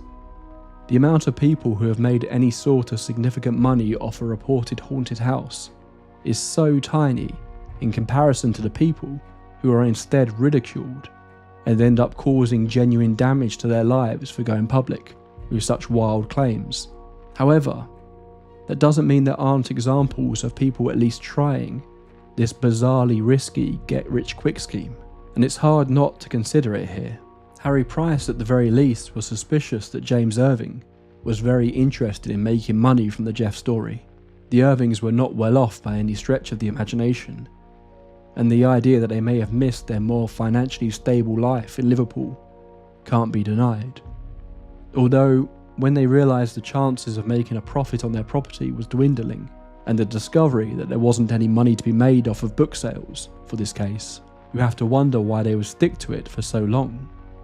Ultimately, James Irving passed away, a poor man, on a farm in the middle of nowhere, and the family lost a considerable amount of money just to get rid of the place after he passed. Was Gef simply a joke that they took too far? A fantastical figure that the family had conjured up one bored night on the farm? A way for the Irvings to entertain their daughter with tall tales of a talking weasel? Maybe they worked out ways to make sound travel around the house easily, much as Price had suggested. Maybe Vori could through her voice. Maybe other members of the family could. It's not hard to notice that Gef seems to share a lot of the family's interests and personality traits at times. Together they concocted this prank just for the devilment of it, as Gef would say. And maybe James Irving got carried away, trying to see how far he could push this story, how many people he could fool, just for attention, or maybe to brighten up what could be a very dull life on the farm. To me, this feels the most likely, but I can't shake Vori's later life from all of this. She seems to genuinely feel that Gef had been a hugely negative impact on her life, that it is a part of her life that she wanted to ignore, that she didn't want people to keep asking about it. But if that were the case, why once she left the farm, or certainly after her parents passed, could she have just not told the truth? No one had made any significant money from Gef. There was nothing to gain from keeping the story alive. If she despised it so much, she could have told her side, likely made a bit of cash for the interview, and then she could have moved on with her life, never thinking about Gef again. But she didn't. She refused to talk about him, and when she finally did cave some 30 years later, she gave one single interview where she doubled down on it being true, and then went silent again. So many people came to Dawlish Cushen over the years, hearing this ridiculous story. So many came specifically to disprove it, to see what nonsense this family were conjuring up. But so many left as believers, if not convinced that Gef existed, at least convinced that the family genuinely believed that Gef existed. But not one of them could come to a conclusive view of what Gef could be. So let's get into some more out there theories. Gef is a ghost, a poltergeist, or some kind of other spirit. A lot of the phenomena involved with Gef is quite different to what we expect to hear in a haunted house story. But I couldn't help but notice similarities to many much older paranormal cases. Most famously, the tale of the Bell Witch features several connections, not least of which is the mysterious voice that filled the family's home. This is also present in another much older case that took place at Wizard Clip, a topic I have already covered on the show. The more I read, the more it brought these cases to mind. Much like Gef, many cases of hauntings are said to start with rappings, gentle taps on the wall that grow louder and more violent the more they are paid attention to. Animal apparitions have also been reported in many paranormal cases over the centuries. In more than one occasion, entities have apparently been referred to by the name of Gef too, such as in the Willington Mill poltergeist case. There is also the connection I previously mentioned of a young girl being at the centre of the activity, a common trait of many poltergeist cases. There are those who believe a poltergeist isn't a spirit at all. Instead, it is some sort of undiscovered psychic energy that people are capable of producing, often unconsciously, They don't have any control over it and have no idea they are the cause, but they are. This is often suspected as most likely happening during puberty. If Vori had been the cause of Gef, then maybe it makes sense that his appearance became less frequent as she grew tired of her little companion, before eventually disappearing completely when she left the farm. Along the lines of the human mind being responsible for such a phenomenon, there is of course Nandor Fodor's suggestion that it was in fact James who created Gef. That somehow Gef was a physical manifestation of a bored and frustrated mind. Or another view along the same lines is that Gef could be a tulpa, an entity created simply because the Irvings did really believe in him. This is an interesting line of thought to get lost in when you recall how many times Gef grew angry when people did not believe in him. Maybe that very belief is what he needed to exist. Then there are ideas that are more based in folklore. Of course, the obvious comparison is to a witch's familiar, a theme that seemed to be brought up by many who investigated the case. There are also plenty of creatures in British folklore that resemble elements of the Gef story, many of which are variations on the idea of the fairy or the fae. The Isle of Man by itself has many tales of tricky, mischievous creatures, toying with people, but also being helpful when treated well by the locals. These are often seen as trickster-like entities, a name used for a few different concepts within the paranormal, but normally used to refer to a being whose purpose is to confuse, to frustrate, and to disrupt our ordinary way of life, much like Gef had done to the Irving family. If Gef were literally real or not feels almost redundant by this point. The more interesting question, I'd argue, was if he was real to all those people who came to Dawlish Kashen. Was he the work of bored minds, a supernatural entity, or was he in fact just an extra special mongoose? We will never know for certain, and part of me is glad for that fact. The world is just that little bit more magical, knowing that Gef was a part of it, whatever he may have been. That's all for this entry into the tape library. I'm not sure how long this episode will end up being, but at the time of writing this, I've spent the better part of a week manically writing over 13,000 words on the tale of a talking mongoose. It has made me question my sanity at times, and has certainly made me ask one or two questions about my life choices. But I'm genuinely so glad I finally got round to this one. It feels almost like a fever dream at this point. Gef is one of those stories I've had on my list since the show pretty much started, but I kept putting it off because I really wanted to make sure I did it right. So I hope I've done the story of this extra special mongoose justice. I know this is a really odd one, and I'm sure a lot of people will have checked out a while ago, but if you came along for the ride, then thank you. I stand by my belief that this is one of the most entertaining and unique pieces of Fortean history to ever exist. Price and Lambert's book is a very rare find due to how few were published, but if you want to dig deeper into this, I can't recommend Christopher Josephy's book Gef enough. I used a variety of sources for this, but in hindsight that was pointless. I found myself coming back to this book to confirm pretty much every detail.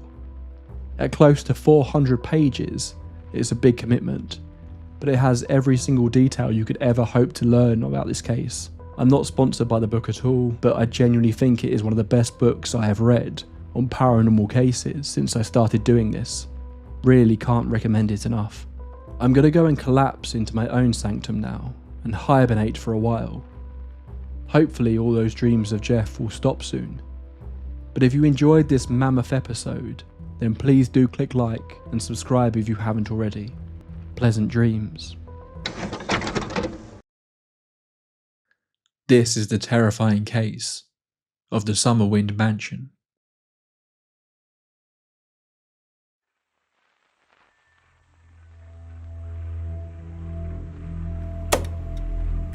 Never forget their faces. And I've never talked to them again. What area of the house you were in, you were watched? He quit talking. He wouldn't answer a question. He kept looking around the rooms. He kept walking around the rooms. I didn't tell him what happened. I didn't tell him what I had seen.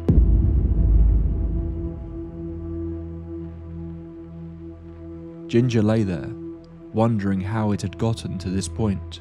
The gentle sounds of the lake lapping at the nearby shore, the tree branches providing her a kind of natural ceiling, the moon shining down from above. But this wasn't a camping trip. Ginger was curled up on the dirty ground below, desperately trying to stay warm. She needed sleep. She was so desperate for sleep. She looked up, staring through the tree line, at her house. Inside were her family, her bedroom, her bed. But she couldn't bring herself to go back inside. It's not like she would be getting any sleep in there either anyway. And at least out here she was safe. But that was when it hit her. She was safe. Her children, on the other hand, were still inside with it. Whatever it was. Yet still she couldn't bring herself to stand up and walk back inside. Just one more night sleeping in the woods. Just one more. Once I can finally get some sleep, I can figure out what to do. My mind will be clear. I will find a solution to the nightmare that is our home. Inside, no one else was asleep either. In their beds, the children lay there, covering their ears and crying. Downstairs, her husband hammered on the keys of his organ, sweating, screaming, lost to madness. Tonight we're heading down to the Land O'Lakes for a good old-fashioned haunted house story. And who knows, maybe a friend might come along for the ride. Welcome to the tape library. Get yourself a warm drink, dim the lights and get comfortable. This is the terrifying story of the Summerwind Mansion. Before we jump into this, I haven't asked this question for a long time, so I'm curious about the responses. Have you ever experienced something that you believe could be paranormal? You don't have to give a detailed answer, but I'd love to hear at least a yes or no in the comments below. If you want to share your story after the episode though, please feel free. It's always nice when someone brings a little tale to our digital campfire here. Okay, where to start with Summerwind? I would say we would start at the beginning, although, as with many aspects of this tale, that is a little unclear. We know the beginnings of the house itself, but what if something was already there, tainting the very land it stood on? Well, that is a little harder to answer, but hopefully we can get into that a little later. It wasn't always known as Summerwind. In fact, for the longest time it was known as the Old Lamont Mansion, due to the house's original owner, Robert Patterson Lamont. Lamont was a wealthy and very successful man from Detroit, Michigan. In the late 1800s, Lamont moved to Chicago. There he met his wife, Helen Gertrude Trotter, and together they had 3 children. Due to his work as vice president of the Simplex Railway Appliance Company, Lamont often found himself traveling between the busy streets of Chicago to the equally chaotic halls of Washington, D.C., a place where he would make many connections. But Lamont needed an escape from this life. He wanted somewhere quiet and clean to raise his children, and that is when he set his heart on the idea of a lavish summer getaway, somewhere that could be his sanctuary away from the life that he was currently leading. That is when he discovered Land O'Lakes, although it wouldn't have been called that back in 1916, when Lamont first discovered the place. It was a small town in Wisconsin, on the banks of a beautiful series of lakes. The population, especially back then, was tiny, but Land O'Lakes had become a popular destination for the wealthy to escape the city. It was while there that he found a beautiful plot of land on the banks of West Bay Lake. At the time it was being used to house a hotel and 4 small cottages for summer vacations. But Lamont instantly got the vision in his mind of a grand, beautiful mansion that he could call his own. Lamont purchased the land from the family that owned it, and hired an architectural firm from Chicago to build it. After 2 years it was complete, a beautiful building containing 20 rooms and multiple outbuildings, scattered across the land that cost Lamont $125,000 to complete. He called it Lilac Hills. Lamont was immensely proud of this home. even inviting President Warren G. Harding to come and stay. Lamont's personal successes would continue to grow while owning Summerwind, seeing him ultimately become the Secretary of Commerce for President Herbert Hoover. He would be one of the few residents to not apparently suffer the supposed curse of this mansion. While the Lamonts spent many happy years in the mansion, there was always the small niggling that something was wrong. Very quickly after moving in, the family hired several servants, many of whom stayed in the outbuildings, to maintain the property. It all started with smells. The servants would come to Helen and tell her they kept smelling odd odours coming from the inside of the mansion, but could never identify the source of the smells. Then there were the sounds. Whispers in the halls, footsteps where no one should be. The maids quickly began talking about how they believed that the house was haunted, but Robert's wife simply laughed off these suggestions. The house was brand new. How on earth could it be haunted, if such a thing were even possible? The Lamonts never gave much credence to these claims by their servants, although you have to wonder what they experienced themselves. Did they hear the sounds? Did they smell the odours? Did they feel the sense that they were being watched wherever they went? We don't know, and the reason for that is that Robert Lamont apparently never liked to talk about his experience of living at Lilac Hills, this beautiful mansion that he loved so dearly. And in fact, in the 1930s, the Lamont family abandoned the mansion, never to return. The incident that led to the Lamonts leaving has been a part of the folklore of Summerwind for so long now, the origin of it is lost to time. Apparently the reason this story exists though, is that Lamont told a few of his drinking buddies the tale of what happened on that last night, and then never told another soul until his death in 1948. The Lamont family had owned the mansion for around 15 years at this point. It was one night in the early 1930s. Robert and Helen were sitting alone in their kitchen. They had just returned from a meal and were having a dessert at the table before heading off to bed. Helen paused for a moment. Robert asked what was wrong, but she shrugged it off and said nothing. They continued eating before she then suddenly stopped again. She was sure this time. She had heard something. Helen glanced around the room. Then she heard it again. Louder this time. Loud enough that Robert noticed it too. It was the door to the basement. It was rattling. The pair didn't say a word at first, they just stared at the basement door, curious as to what could be making the sound, when it suddenly began to shake, violently. Someone was trying to get through the basement door and up into the kitchen. Robert jumped up and grabbed his pistol, slowly edging towards the door, its handle jolting up and down, the hinges almost buckling from the force of whatever it was pushing on it. Helen hid behind her husband. Robert shouted out to ask who was there, but there was no response, just more violent shaking. Then, the door swung open. The Lamonts couldn't believe what they were seeing. Robert later described the sight to his drinking buddies as a ghoul. It looked like a man, but tall, much too tall to be human. Its dark, shadowy form blocked out the entire doorway into the basement. It appeared to be wearing clothes, but they were all black, and the entire thing seemed to drift and sway, as though it were made from smoke. Helen screamed in terror and Robert didn't hesitate. He fired 2 shots into the entity that seemed to just pass through it, hitting the partially open door instead. The Lamonts turned and ran, gathering their family and quickly leaving the property, never to return. There seems to be some confusion about the status of the property throughout the remaining years of the 1930s. It's commonly said that Lamont refused to sell the property, leaving it empty as it slowly began to rot. The family had left numerous antiques and belongings behind that were all pinched by vandals and thieves, who discovered that the mansion had been left. The Lamonts didn't seem to care though. It was as if this once beloved home was dead to them now.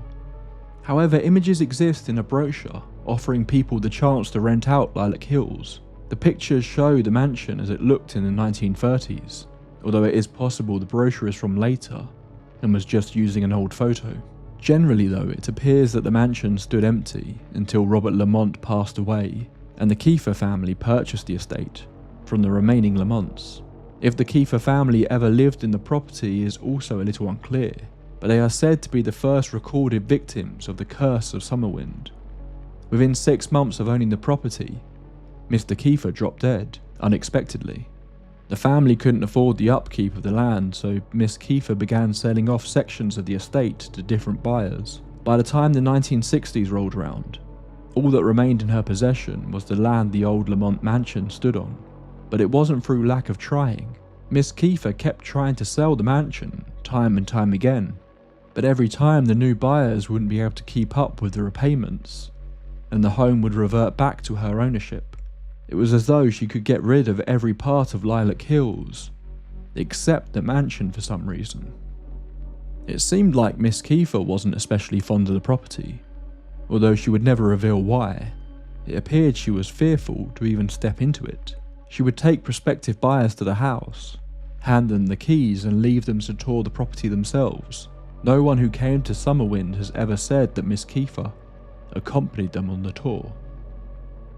In the summer of 1969, Ginger Hinshaw was visiting a friend in the area. Much like Lamont all those years earlier, Ginger had fallen in love with the Land O'Lakes and was desperate to find herself a home here. She couldn't believe it when her friend took her to see Summerwind. It was run down at this point, a shadow of its former splendour. But for a house this size, it was a total bargain. Ginger had recently remarried and she saw this as the perfect place to make a new start. Her friend, however, warned her that the house had been mostly empty for 40 years, and that the locals had a lot of stories about the property, to the extent that they would refer to it as the old haunted house. Ginger smiled to herself, not taking these stories too seriously, and said, "Well, I guess I'm going to be living in a haunted house." Not long after this, Ginger returned with her husband, Arnold, and 4 children in tow to come and see the house. Miss Kiefer stayed in her car on the drive, but handed the keys over to the couple to take a look around. Arnold, who owned his own construction business, was as taken by the property as Ginger had been. It was stunning. He knew it would need a lot of work, but for the price, this was a no-brainer. They had to buy this house. Ginger's 9-year-old daughter April, though, had a very different view when she walked in. In later life, she spoke about her first impressions of entering the mansion. Its walls stripped of paint and wallpaper, its floors bare and dirty. It was huge, but dingy and decrepit. She couldn't understand why her mother was so obsessed with the place. From the second she entered, it didn't feel like home. In fact, something inside her told her that they shouldn't be there at all. They were not welcome. Within a month, the family moved in. There was a lot of work to do, but with a little help, Arnold and Ginger were sure they could get the place back in shape quickly. But that was where they ran into their first hurdle. They would contact local tradesmen to come and work on the property. Time and time again, they found that the contractors were up for the work, until they told them the address. Then they would suddenly make an excuse why they couldn't do it, or simply not turn up on the day they were due to begin work. Even getting supplies to the house seemed odd. Delivery drivers wouldn't even drive up the path to the house itself, instead just leaving packages at the gate outside. It was as if none of the locals even wanted to step near the old Lamont mansion. But the newly married couple weren't afraid of a bit of hard work, and set about fixing up the mansion themselves anyway. They restored the fireplace mantle, wallpapered all the rooms, and began restoring the hardwood floors. It was during this time that Ginger made an unusual discovery. She was looking through one of the built-in wardrobes in an upstairs room, when she found a large rolled-up piece of paper. She unravelled it to discover the original blueprints of the mansion, but strangely, there was a Native American peace pipe within the rolled-up blueprints. A little strange, but she had heard stories about how the previous owners had filled the home with many interesting artifacts. This apparently was just one of the few that wasn't looted over its derelict years. The blueprints, though, seemed to have a more profound impact on Ginger. After looking at them, she said her attitude towards fixing up the house changed. This wasn't just about making a nice home for her family anymore. Ginger claimed that she became practically obsessed with restoring the mansion to its former self, making it identical to the home the Lamonts had created. She would spend days comparing paints, trying to find the right one that matched what little still remained on the walls. She said it was like something was guiding her, as though she were no longer in full control of how she decorated the rooms. Interestingly, at the same time, Arnold's interest in restoring the house took the complete opposite direction. He became increasingly unenthusiastic about the whole thing. Ginger noted that he was constantly distracted. He would go to do a job but couldn't keep his focus on that task for more than a few minutes. But Ginger seemingly didn't care. She was single-minded and carried on the work that she felt needed to be done. Soon after moving in, the children began coming to Ginger, saying they felt scared in the house. They claimed it felt like they were being watched at all times, as though they were never alone in any room of the mansion. Ginger would have likely just brushed this off as just the children being unsettled by the move. But she too had begun to notice things. Chairs would seem to move across the kitchen floor when no one was looking, and she too felt like she was never truly alone in the house. But it wasn't just a feeling. She would hear the creaking of floorboards, as though someone were walking around upstairs. She could easily pass this off as noises of an old house, but the whispering behind the closed doors was a little harder to explain. She would become convinced that she could hear voices in the rooms upstairs, but when she looked inside, no one would be in there. But surely it was just the talk of ghosts messing with her mind, and that's what she told herself, even when she started to notice the shadows moving out of the corner of her eyes. Arnold noticed them too, as though something were just moving out of the corner of his eye, but when he looked there was nothing there. They would often see lights flickering, and he kind of assumed that was the cause, just faulty electrics. Appliances would often break, but when he would go to fix them, they would work fine again. What couldn't be explained by the electrics of the house though, was what had happened to the car. Arnold was leaving the house to go to a job. When he stepped out of the front door though, his car that was just a few feet away from him burst into flames. Luckily he wasn't hurt, but the car was destroyed. They never did find a reason for why it had happened. Arnold was not entertained in the idea of ghosts though, but ever since he had moved into that house, his personality had completely flipped. He was becoming increasingly withdrawn from his family. The interactions he did have with Ginger and the children were increasingly angry. He would often put his tools down while working, and turn around to discover they had vanished. He was convinced it was the children messing with him, and he became enraged with them every time it happened. He then started rarely going into work, instead spending most of his time inside the mansion. The only thing that seemed to bring him joy was his music. Arnold had purchased an organ not long before the family had moved in, and he had begun playing it. But strangely, only at night. A common source of Arnold's anger was the window in the master bedroom. No matter how many times he shut it, it would always be open again when he would return to the room. Initially, Arnold began blaming the children for this too. Then he decided that Ginger was responsible, and started yelling at her to stop opening the window. He ultimately nailed it shut. Arnold was convinced that Ginger and the children were messing with him, trying to drive him insane. Ginger, meanwhile, believed Arnold was the one moving furniture around and hiding tools. If he was doing this deliberately or not, though, she couldn't say. He seemed so distracted at all times, like his mind was somewhere else. No one seemed to trust each other anymore.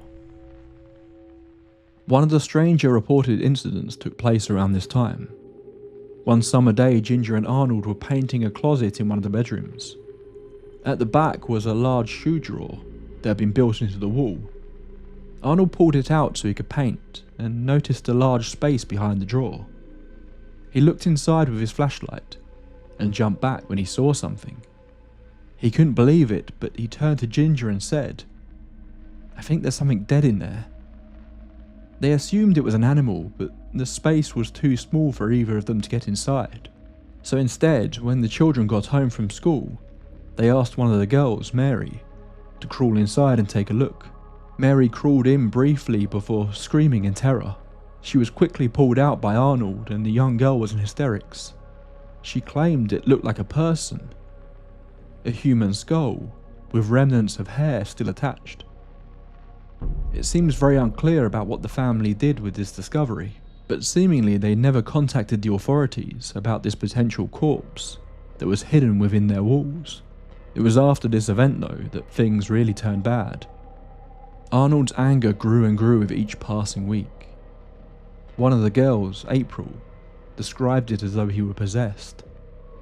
One of the most upsetting moments for the children involved a pet raccoon that they owned. One night it escaped its cage. Arnold was convinced it was in the woods, and he demanded that the children go out into the woods in the middle of the night to look for it, claiming it was their fault and that he didn't need this extra stress. When the raccoon was finally found, he apparently killed it to, in his words, teach the kids a lesson. April said that their stepfather had previously been a kind, caring man, but suddenly, it was as if he hated the entire family. He felt like an evil presence in their home. Then Arnold just stopped talking. Ginger would see him walking from room to room, staring at things that weren't there. Arnold was convinced that something was in the home now. Something was toying with him, but he didn't know what it was, or what it wanted. The only thing that would bring him peace was playing the organ, something he would do loudly at all times of the night. The apparitions began to become more vivid too. One day Ginger was alone in the house, a rare time that Arnold had actually left, when she became convinced that she heard a voice as she went to walk upstairs. A man's voice, deep and strong, but there was nobody there. Ginger continued walking upstairs. Again she heard something in the upstairs hall, but she wasn't sure what it was. She checked all the rooms, but no one was there. She then heard the voice again, but this time it said her name, before seeing what appeared to be some sort of shadowy human-like figure in the upstairs hall that quickly vanished. This wasn't the only intruder the family were seeing in the home though. Desperate for a bit of normality to be restored to their lives, Ginger invited a couple of friends around for an evening of socialising. Everything had been going great, although Arnold had kept himself secluded away in another part of the house. But she didn't mind. She was just grateful for some adult company, some people to make this strange fantasy they were creating feel silly. Ginger had gone to the kitchen to grab some more wine. When she returned though, she found her guests quite troubled. There was a set of French doors that led out from this room to the kitchen. While she had been gone, her friends had seen a woman walk past those doors.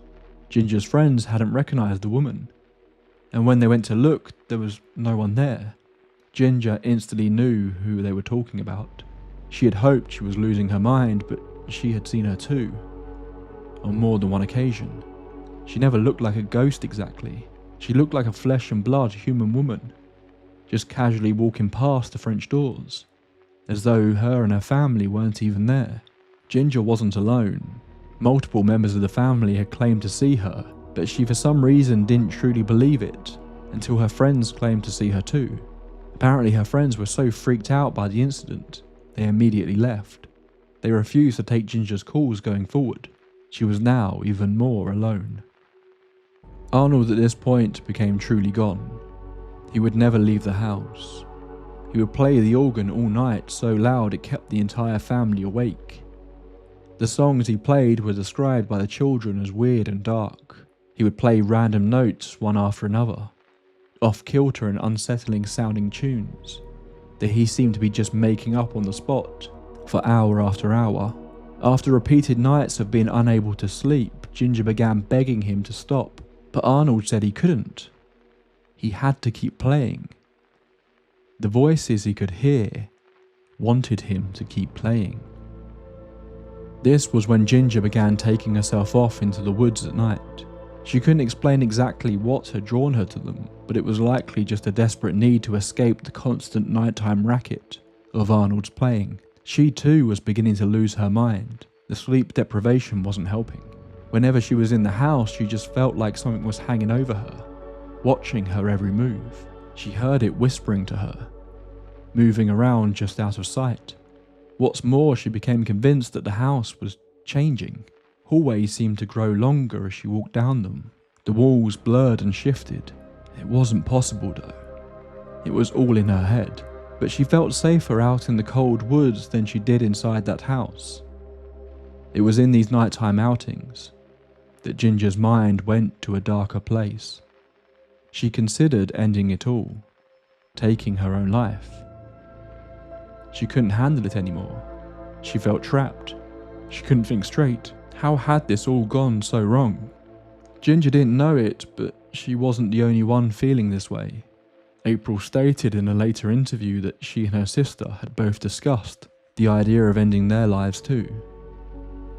The atmosphere in the house was so oppressive that now even the young children were considering stepping into the void. It was when winter hit that Ginger finally met her breaking point. She remembers the sound of the cold winter wind so vividly that the sound of wind still scares her to this day. Arnold no longer spoke to anyone. His business was gone, and the family had no money left. The electricity and heating had been cut off due to unpaid bills. A water pump had broken. Arnold was too mentally checked out to fix it, and no contractors would step foot near the house. So Ginger and the children had begun bringing up buckets of water from the lake. The nights had grown so cold they were forced to bring their mattresses and bedding down to the living room so they could all huddle around the fire. Ginger was also becoming increasingly worried that Arnold would end up hurting one of the children. She had previously been too proud to contact her parents and ask for help, but she knew, looking at her family huddled together for warmth, that this had already gone past the point where things like that mattered. She rang her father, and the following day he showed up with a camper van to take Ginger and the children away. April said in a later interview that the moment they stepped out of that house and drove away, it felt like a war had ended. All the dark thoughts faded away. She was free to simply be a child again. Arnold did not leave with them though. He watched from the window as his new family drove off into the distance, and he remained in Summerwind. To my knowledge, Arnold has never spoken about what took place in the house publicly. But soon after his family left, he too left Summerwind for good, checking himself into a mental health facility once he was away from the mansion. He and Ginger divorced soon after, but it seemed no one in the family ever saw Arnold in person again after they left him behind in that mansion. But this wasn't the end of the Summerwind story.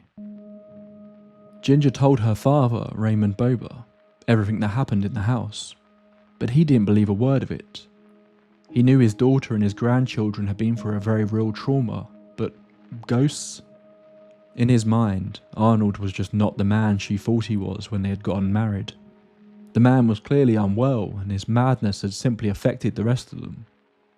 Ginger, a once skeptic herself though, was now firmly in the believer camp, and over the following years became increasingly obsessed with the paranormal, reading everything she could to try and explain what she had experienced in that mansion. Her father Raymond, however, also became a little obsessed. For some reason, even though 3 years had passed, he couldn't seem to get Summerwind out of his head either.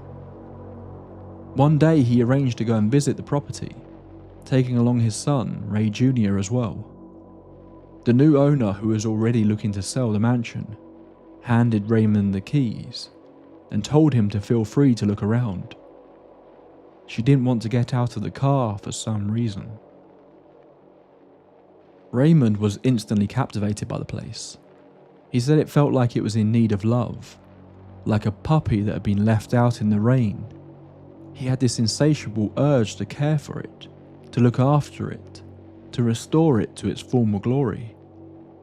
Strangely, Ray Jr. would later say he felt the exact same as they toured the mansion. The last 3 years had not been kind to the property.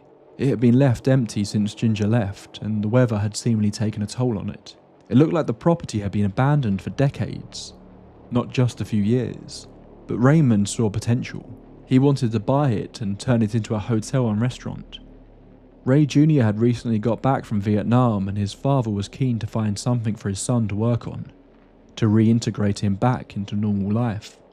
Between the two of them, they believed they had enough experience to take on this project, but even from the first time walking around the house, Raymond was unable to shake his daughter's stories. It was all just in his mind, but he still noticed that odd feeling, that feeling of being watched. Raymond broke the news to Ginger, and she was obviously unimpressed by his plans. The children too were worried, scared for the safety of their uncle and grandfather. But Raymond ignored their concerns and purchased the property. Soon after, Ray Jr. began working on the place. He quickly ran into the same issue that Ginger and Arnold were having. Though other contractors would come out to work on the property, he would be alone for much of this endeavour. Raymond also tried to get contractors to come and get involved, but with no luck. Raymond decided to get some initial measurements of the place done, but when he compared the measurements of the rooms to the original blueprint that Ginger had found, he discovered that none of them matched up.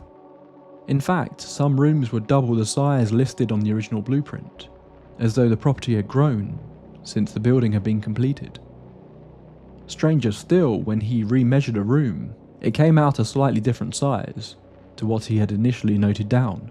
Obviously a simple mistake, but this kept happening, time and time again, as if the house were constantly expanding and contracting, on any given day being a different size than the previous day, almost as though the house were alive.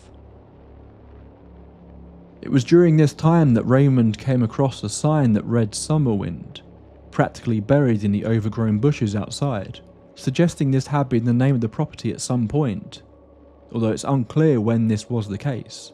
Either way, this discovery is why the property is referred to as Summerwind today. After discovering the sign, Raymond looked up at the house and noticed the window in the master bedroom was wide open.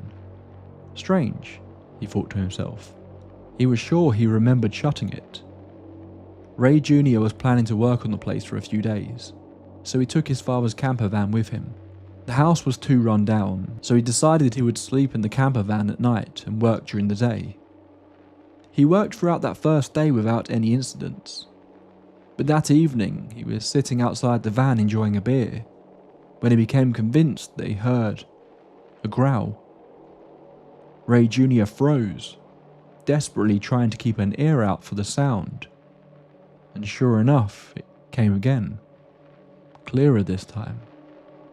It was 100% a growl, and it was close. Convinced that it must be bears, Ray Jr. locked himself in the camper van that night. The next day a thunderstorm hit the area, and Ray Jr. was left on his own on a miserable, rainy day inside Summerwind. But the sounds didn't stop. In fact, they got stranger. Ray Jr. began to follow one of the sounds. A few hours later, Ray Jr. walked into his father's home. Raymond asked his son what he was doing back there. He'd been planning to stay at Summerwind for a few days. Ray Jr. got extremely sheepish and didn't want to talk about it, simply claiming that all his tools weren't working and that he was unable to do anything before rushing off into the other room. Raymond knew that something was wrong with his son. First Ginger, now Ray Jr. Something was off about Summerwind, and he wanted to get to the bottom of it. He ended up getting in touch with the prior owner, and she was happy to lay out what she knew about the history of the house, which is how Raymond came to learn about the Lamonts, and the incident where Robert Lamont had attempted to shoot an entity that he saw in his kitchen. All of this sent Raymond's head spinning. Maybe he had been too quick to dismiss his daughter's claims about the paranormal goings-on. But this didn't stop him from pushing on with his plans. A few nights later, Raymond and Ray Jr. were sitting with Ginger, talking through what they were going to do.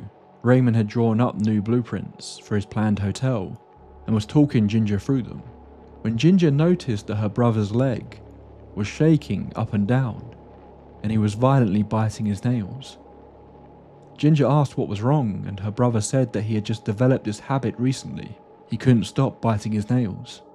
Ginger could see he was clearly agitated by something, but she had a suggestion for him. She had recently been experimenting with learning hypnosis, and she believed if he would let her, that she could help him stop this nail-biting habit. Ray Jr. agreed, and Ginger held up a pen, asking her brother to focus on it, as she softly spoke to him. Unbeknownst to her, April had overheard the conversation and had crept downstairs, listening in to the whole thing. Once Ray Jr. was under, Ginger started asking him about the mansion. As soon as the topic was brought up, his leg began shaking again. But then something weirder happened. Ray Jr. started speaking in a voice that didn't sound like his own. He kept repeating the same few sentences over and over, his leg violently bumping up and down as he did, almost growling as he spoke. Ginger kept trying to bring him back around, but she couldn't, the voice growing angrier and more aggressive as it went. Eventually, Ray Jr. snapped out of it, and he came back around. He didn't believe Ginger when she told him what happened, but she was able to prove it to him. They had recorded the session. Ginger played the tape back to her brother so he could hear it all. In this rough old voice that didn't sound like his own, Ray Jr. had claimed he was very old. He claimed that he despised weakness. He hated his children, of which he claimed to have 7, although Ray Jr. didn't have any children of his own. Then he kept repeating over and over that his children were weak and that he was very strong, repeating this weird angry statement over and over until Ginger was able to bring him back around. As the tape ended, Ray Jr. was left shaking and disturbed. He looked up at his sister and father and decided it was time to tell them what made him leave Summerwind the other day. Ray Jr. had walked upstairs to the master bedroom to find someone had left the window wide open. He didn't remember opening it the day before, but he was sure he must have. Either way, due to the thunderstorm outside, rain had been pouring in through the window for quite some time, soaking the floor and leaking out into the hall. Ray shut the window and grabbed a mop, drying first the bedroom before moving out into the hall. He began mopping the floor along the hall, but it was like the water stretched deeper into the house than it should. How had it got all the way down the hall like this? Ray kept mopping and mopping. He said it felt like the hall was getting longer and longer as he walked along with his mop. But he did eventually reach the end. Ray sighed. He was clearly just tired. After the growling sounds, he hadn't gotten much sleep the night before. Ray grabbed his mop and went to head back downstairs when he noticed it. Through the doorway into the master bedroom, he could see the window was open yet again. Rain pouring in. Ray rushed back, slamming the window shut, and began mopping yet again. And then he heard it. A voice. A voice he was sure had just called his name. Ray Jr. shouted out, asking who was there. He tried to assure himself that maybe his father had showed up, but when he heard the voice again, he knew he didn't recognize it.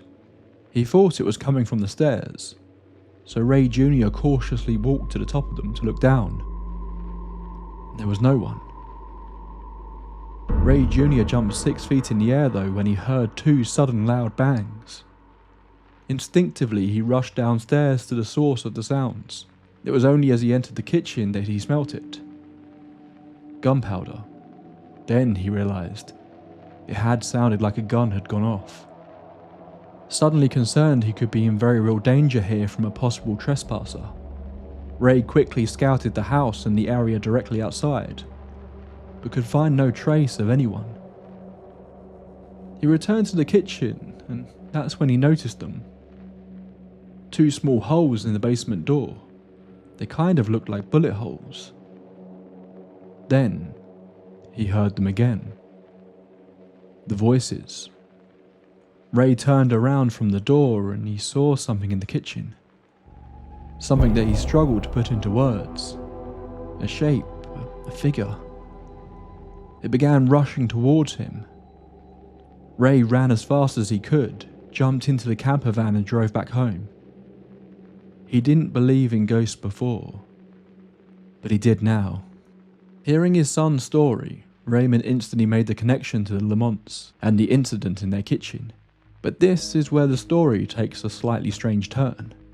Raymond started to believe now that this was all real, but he didn't see it as something negative. He thought there was something in the house attempting to communicate with them. Raymond asked Ginger to now try the hypnosis on him to see if he too was carrying around any subconscious information about the house. It took Raymond a little longer to fall under the hypnosis, but when he did, he began to describe a vision he was having. He saw himself inside the halls of Summerwind, walking through, headed to the kitchen and down into the basement. While there, he crouched down next to a wall and pulled out a loose brick from the base of the wall. Behind the brick was a gap that seemed to be left there on purpose. He then pulled a small box out. Inside the box was what appeared to be a land grant, dated 1767. The name of the owner read Jonathan Carver. When Raymond came to, he claimed he had no memory of the vision he had just described to his children, nor did he recognize the name Jonathan Carver. But the next day, Raymond headed to the library and began his research. Sure enough, Jonathan Carver was a very real man, an explorer who had been in the area during the 1700s. It was said he had helped arrange a peace deal between two warring Native American tribes. As a thank you, Carver had been given the deed to a piece of land by one of the tribes. This was the very land that Summerwind Mansion now stood on. However, it seemed that Carver's descendants were never able to find the document that proved the land was theirs. Ginger became convinced that the ghosts were attempting to communicate this to them, that it was their job to find Carver's deed. The three of them then returned to Summerwind the next day, and sure enough, they found the loose brick in the wall in the basement. It was clear that something had been kept in there, but no sign of the box from her father's vision could be found. They searched the house from top to bottom for hours, but couldn't find anything. Defeated, the trio left Summerwind that day, never to return, leaving the mystery unsolved. In 1982, the property was sold yet again. Its new owners were warned of the responsibility of taking on Summerwind, but much like everyone else, they simply laughed it all off. They had plans to turn it into a bed and breakfast, but it was never to be. On Father's Day in 1988, a thunderstorm hit the area. The official verdict from the fire department was that lightning had hit the mansion, likely multiple times, starting a fire. It burnt Summerwind Mansion to the ground, leaving behind just its imposing large chimney stacks as a lasting monument to the beautiful house that had once stood there. Over the years, the legend of Summerwind has grown and grown, and to this day paranormal investigators still visit the site, hoping to experience something for themselves. It seems the area has a profound effect on those that visit, with many claiming to feel sick when they enter the former grounds of the mansion. Others claim to hear strange sounds, and some even see someone. But more often than not, it would appear whatever is still residing in the shadow of Summerwind is not Jonathan Carver at all. Even before the mansion would burn down, people would claim to see her. A woman staring out of one of the windows, looking down. Potentially the same woman that had paced up and down outside Ginger's kitchen. To this day, this woman is one of the more widely reported sightings at Summerwind. But who is she? Well, to get into that, there appears to be a secondary piece of folklore surrounding the Lamont family and their history with this property. But I thought I would get my good friend Cody from Mystery Archives to tell you all about that. They call her Lilac Lucy, and her story is a tragic one that paints a very different picture of Robert Lamont. Just outside of Atlanta, Georgia, stood the Whitehall Plantation. The home had fallen on hard times after the Civil War. The family who owned it, a once powerful one, were now forced to use their own daughters to bring in funds. Luckily, the family from the north had a proposal for them. One of these daughters, Lucy, was to become the mistress of a powerful New York banker by the name of Lamont. While he used her for sex, he had no desire to keep her as his wife, and instead came up with a new arrangement for her family. In the end, it was agreed Lucy would marry Lamont's son, Robert, and the Lamont family would purchase the plantation as a part of this deal. Robert Lamont lived with Lucy for a while on the plantation in this strange arranged marriage. They then moved to New York together. Lucy thrived in New York, learning languages, the harp, and becoming ingrained in high society. But her husband was still a stranger to her, a distant man who she rarely saw, a representation of a family that had taken her away from her home. Her only remaining connection to that home was a servant she had been allowed to bring with her, named Hannah. Robert then decided he had had enough of his busy city life. He wanted to move again, and that's when he discovered the Land O'Lakes and the plot of land he would eventually build his mansion on. By this point, Lucy was pregnant and gave birth to a son shortly after moving to Lilac Hills. But while there, Robert changed. Lucy preferred it when he had been a distant husband, because now he was around more often. She saw how controlling Robert could be. Robert basically kept her as a prisoner, rarely letting her leave the mansion, keeping her locked away from the public eye. Even when people came to visit, Robert would drive them away, cutting off all social interaction that Lucy could have. She then gave birth to a daughter who died shortly after being born. It is said that they buried that baby on the property, but that no grave was put up for her. The only contact she had with the outside world was letters she would send her family back in Georgia, begging them to come and see her, but they never did. She had no idea if they even received the letters. In these letters, she painted a slightly terrifying portrait of Lilac Hills, one that went beyond just the cruelness of Robert.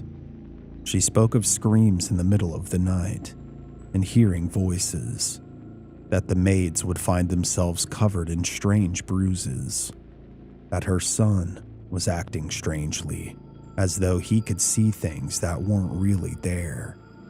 The wine cellar in the basement was the room that scared her and the servants the most. The entrance had been bricked over, but there were shackles on the walls.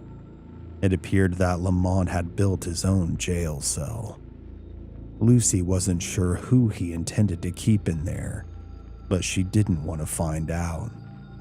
Over time, Lucy befriended the overseer of the property, John Whittington. He agreed to help Lucy escape, and along with Lucy's servant Hannah and her son, they fled the property one day. But Lamont tracked them down quickly, and the group was found in Virginia. Lucy had been attempting to get back to her family in Georgia.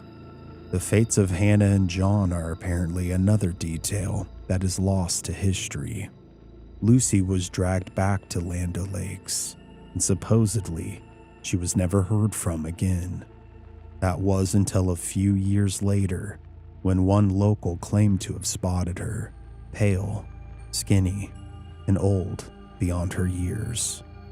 No one knows what happened to Lucy, but when Robert Lamont abandoned Lilac Hills on that night in the 1930s, it appears she did not leave with him. Her son James grew to become quite a troubled young man.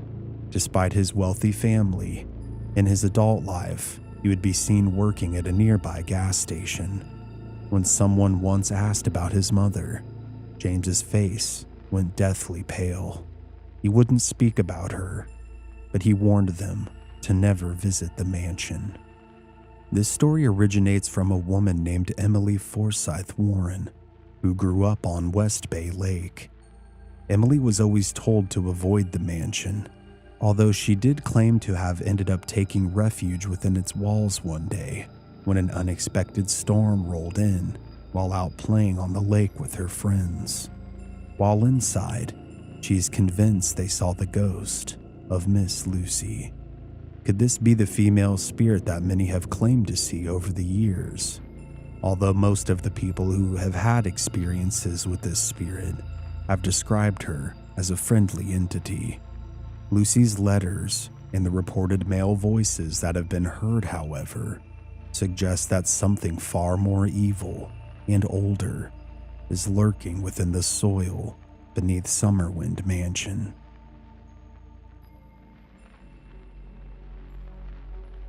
So what really happened? Summerwind feels like a really confusing mix of local folklore, real-life history, and potentially a few people muddying the waters of reality and fiction. The original account I laid out of Lamont building the home for his wife and family appears to be the more historically accurate. There doesn't appear to be much evidence to the existence of Lucy, beyond stories told by locals. However, that's not to say it isn't true. We know for a fact that Robert was married to Helen, but could he have been a bigamist? Or even possibly had Lucy as a mistress that he kept locked away in his own private summer retreat, away from prying eyes and his family. Either way, neither story appears to be the origin of the hauntings. If there is truly something haunting Summerwind, it appears to predate either version of the Lamont story. There is a genuinely strange history to the place. Why the Lamont family would up and leave this house that they loved so much, and then seemingly act as though they never even lived there, is a little eerie. A photograph of the basement door was famously taken in the 1980s, before the property burned down, which did appear to show 2 small holes in it. But when the investigator who took the photo returned a few weeks later, someone had taken the entire door, so we have no way of knowing if these holes were recent, or evidence that backs up the Lamont story. Even if the door hadn't been apparently stolen, it would have likely perished in the fire a few years later anyway. Where the waters really get muddied for me though is the arrival of the Hinshaws in 1969. In recent years, the story of the Hinshaws grew more famous after their appearance on the television show, A Haunting, where they spoke about their experiences firsthand, and for as far as I can tell, the first time in years. The story had also previously appeared in a copy of Life magazine, but the more notable retelling comes from the 1979 book, The Carver Effect, by an author by the name of Wolfgang von Bober. In this, the story of the Hinshaws is laid out, along with Raymond's experience with apparently channeling the spirit of Jonathan Carver, something that he apparently claimed continued on for years, even after failing to find the box. He said he continued communicating with Carver, using a variety of different techniques to talk to the dead. If you hadn't guessed already, Wolfgang von Bober was the pen name of Raymond Bober, who had written the book himself. At this point, it becomes hard not to notice certain similarities. A house with a checkered history, a seemingly innocent family moves in and is haunted by ghosts that ultimately turn the husband insane. Even the casual mentions of Native American tribes and artifacts, it all sounds a little similar to the Amityville haunting, the book of which was released a few years before Raymond's, and was obviously a huge hit. But had Raymond concocted the story himself completely to try and sell a book? Or had he taken something that really happened to his family and twisted a few details to make it a more enjoyable story? If the story were totally false, then I do wonder why they would all go on TV in 2005 to repeat the claims of a long out-of-print book. Raymond's writing career never appears to have taken off, so it kind of feels like there was nothing to gain from reliving the whole thing, especially for April, who was simply a kid back then and could have just kept her head down if her family had made up a story about a haunting. I struggle to buy into the whole vision of Jonathan Carver aspect of the story, and very little evidence appears to back up this narrative. And the idea of the family finding the body in the walls, but not going to the police, seems a little too out there, considering no one else ever saw this body. But what about the actual haunting that Ginger claimed to experience? Was there any truth to this? Or was it simply the effect of sharing the house with a husband who was clearly having some very serious mental health issues? So what do you think? Let me know in the comments what you make of this one. A family taking the strange history of their new home to try and kickstart another Amityville-style legend? Or was there something to it? Were the Lamont family really chased out by something in their basement? Was Arnold really driven insane by spirits? Did Jonathan Carver really communicate with Raymond?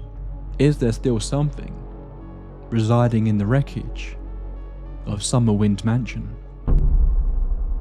That's all for this entry into the tape library. It's been a long time since we got into a straight up haunted house story, and I know these are a favourite for a lot of you, so I hope you enjoyed this one. Of course, I've already mentioned the episode of A Haunting on the Summerwind House. You can find that on YouTube if you want to delve deeper. Plus, Devon Bell's book Haunted Summerwind, A Ghostly History of a Wisconsin Mansion, was a huge help in putting this one together. It's a short read, but I highly recommend it if you want to learn a bit more. I did really want to read The Carver Effect in full, but the cost of second-hand copies proves a bit of a stumbling block. Also, a huge thank you to Mystery Archives for jumping on and sharing the story of Lilac Lucy. I originally read about this in Devon Bell's book, and while there wasn't a lot of evidence to add to the story, it was just such a creepy little bit of folklore that I couldn't not include it in here. If you aren't familiar with Mystery Archives, he covers a whole host of paranormal topics and is a really talented storyteller. If you like this show, then I'm sure you'll enjoy his too. He also has an episode on Summerwind, if you aren't quite done with this old mansion yet. If you enjoyed this episode, please don't forget to subscribe so you don't miss out on future releases. And if you are listening to the podcast version, please consider leaving a review. It really helps me out massively. Until next time, my friends, pleasant dreams.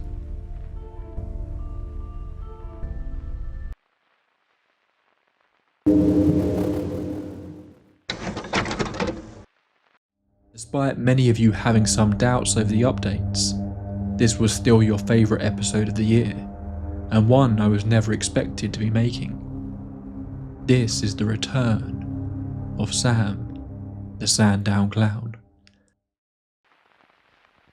The sun was beginning to set as Faye grabbed her belongings and left the stables. It had been a long day of work for the 16-year-old, and she was keen to get back to her family and climb into bed for the night. The stables were far out into the countryside, so she began to walk down the nearby road to get back to the bus stop. She was alone, surrounded on all sides by the tall trees marking the perimeters of the woodland, and thick bushes dotted along the winding, darkened roads. It might have been spring, but there was a chill in the air. That was when she began to notice it. There was a faint buzz, a consistent hum, almost like electricity in the air. Then the air around her seemed to shimmer slightly.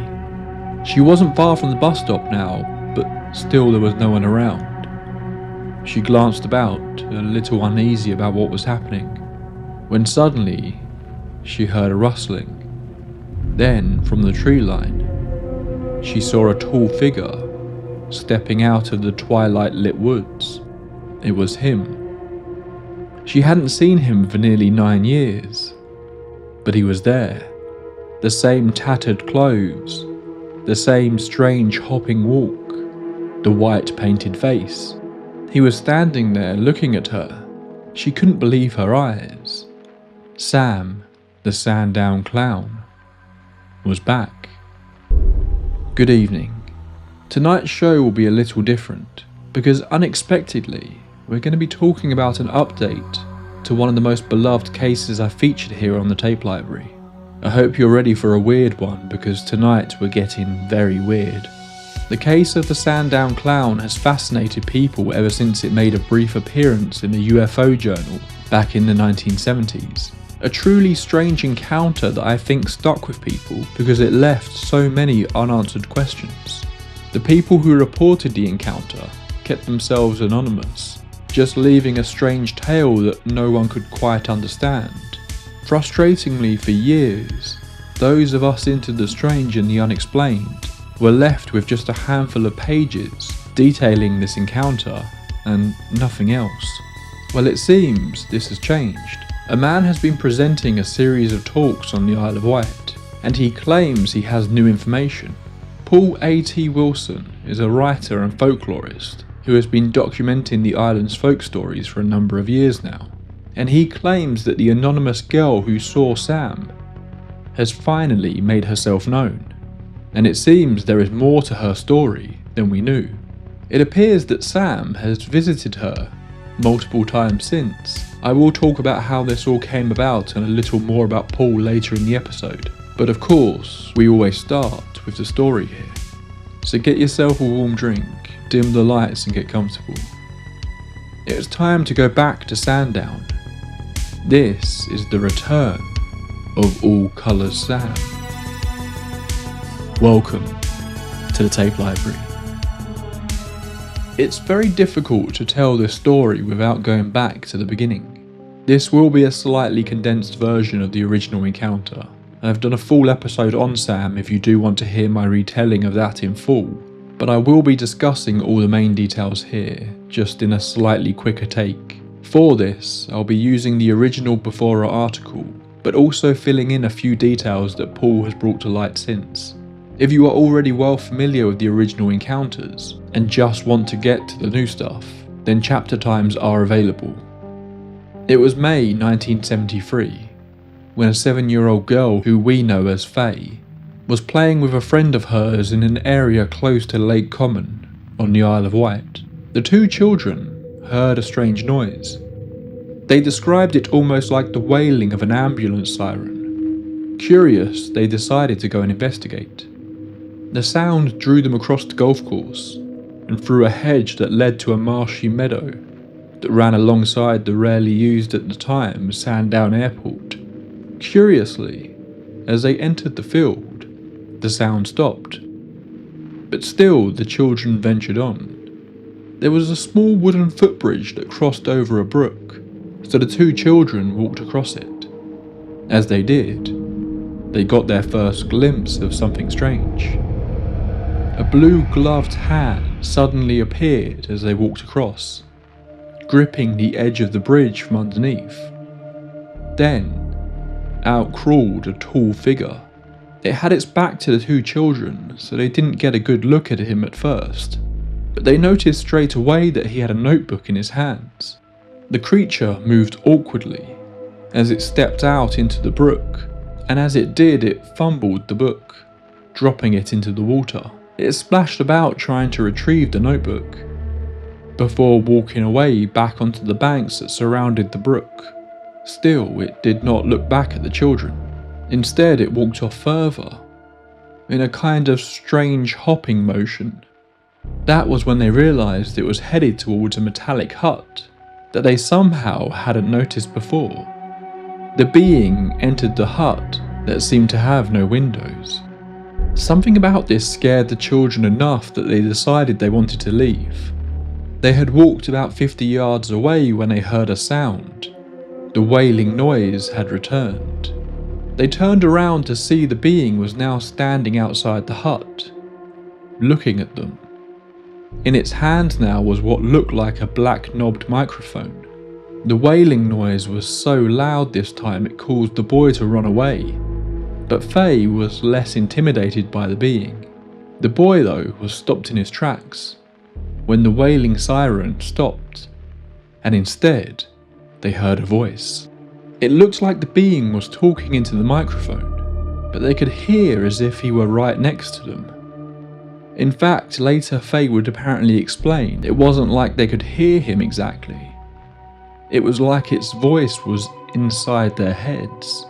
The voice said, "Hello, are you still there?" The voice was friendly and the two children felt compelled to now approach the being.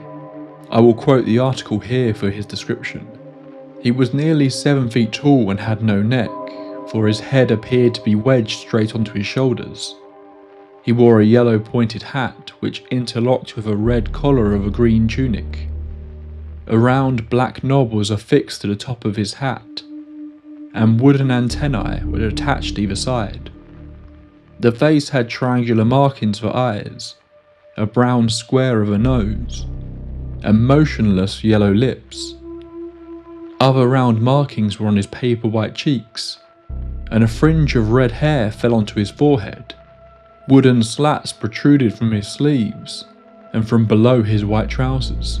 The being still had the notebook, and rather than speak again, he initially began communicating through writing. In the notebook he scribbled a series of words.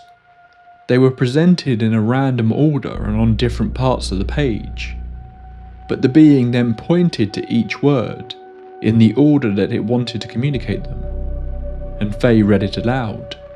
He said, "Hello, and I am all colours, Sam," notably putting a comma between the words colours and Sam, which has led to years of debate of if he was calling himself Sam or for some reason believed that one of the children was called Sam.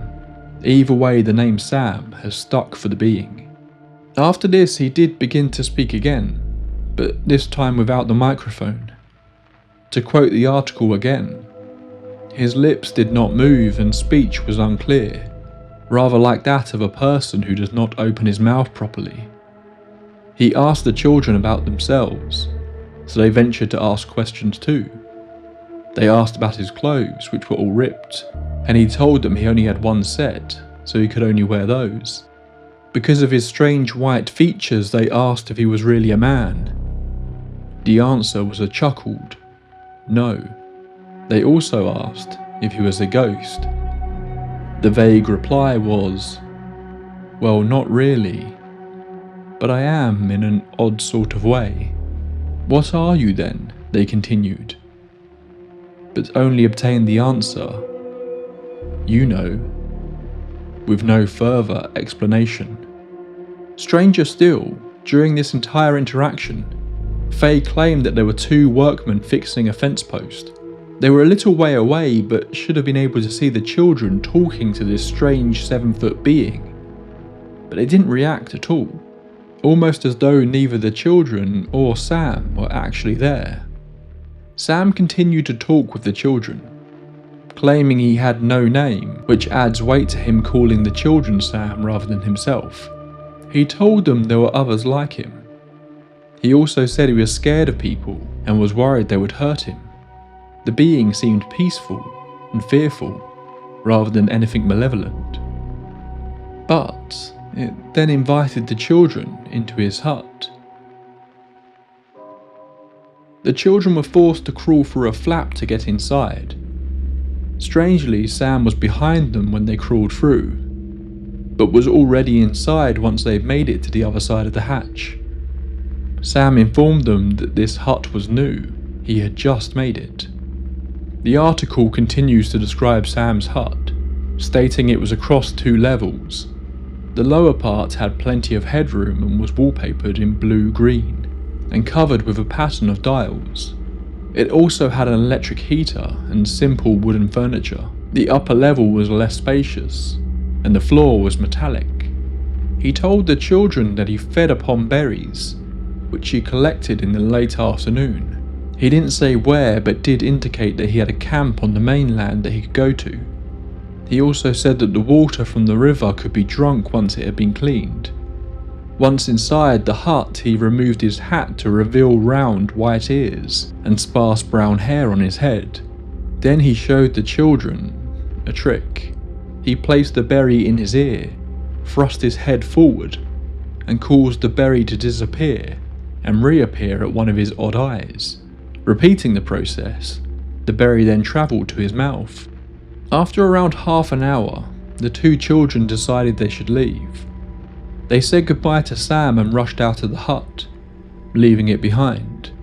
They bumped into the groundskeeper after running back to the golf course and told him they had met a ghost, but he just laughed at them. The 2 children kept their experience a secret until 3 weeks later, when Faye finally told her father. At first he was skeptical, but his daughter gave so many details and seemed quite upset when he didn't believe her. He then went and spoke to the boy, who was a lot more reserved but confirmed a number of the details that Faye had reported. Her father went to the location, but could find no sign of Sam or his hut.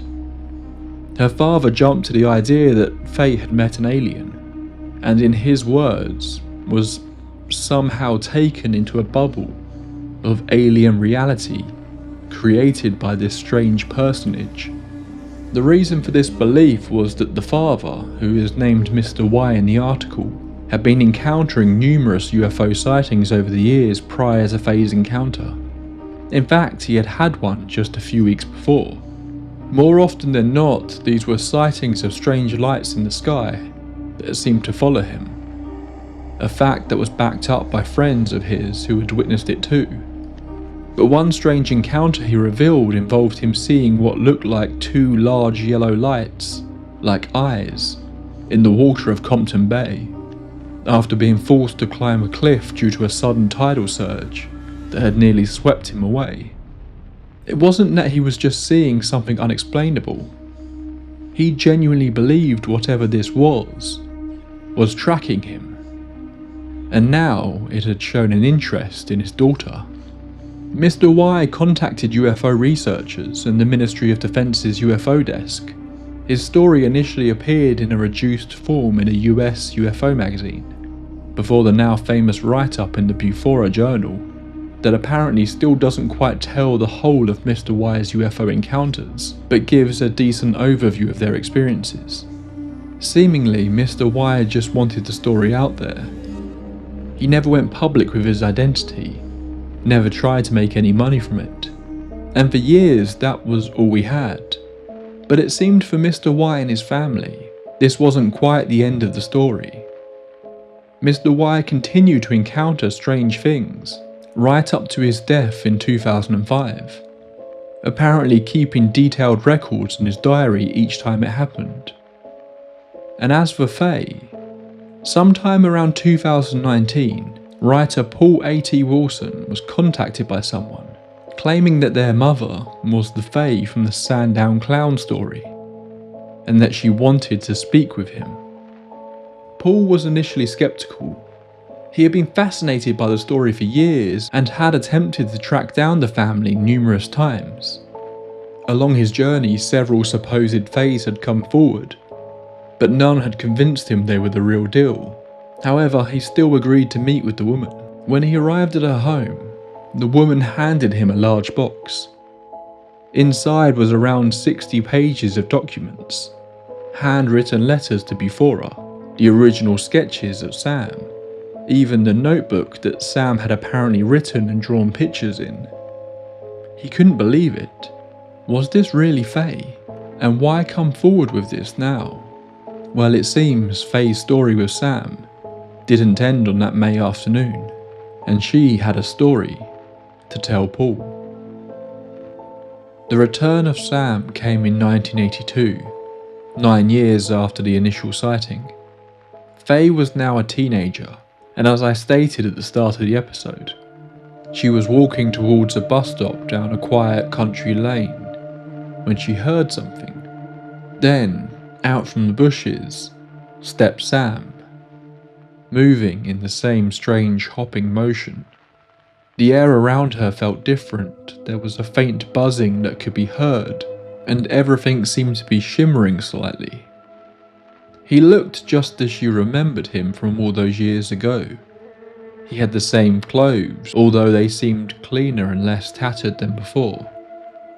This time he didn't come with a microphone and a book, but with something that kind of resembled a flute with buttons on it.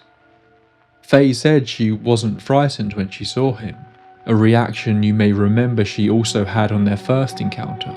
Sam seemed to scare the boy, initially at least, but something about him always made Faye feel comfortable, no matter how otherworldly he may appear. It seemed though that this flute he had wasn't an instrument. Sam could use it to draw. He waved it around, and it created what she described as almost like moving chalk drawings in the air. Why he was doing this seems unclear, although that is a recurring theme in most of the interactions with Sam. They are all tinged with these strange behaviours and odd communications. Sam began to speak. Faye noted that this time his voice was clearer, that it felt less robotic in her mind, although that didn't mean it was straightforward. Sam said he had been keeping an eye on her, that he was glad that they had become friends.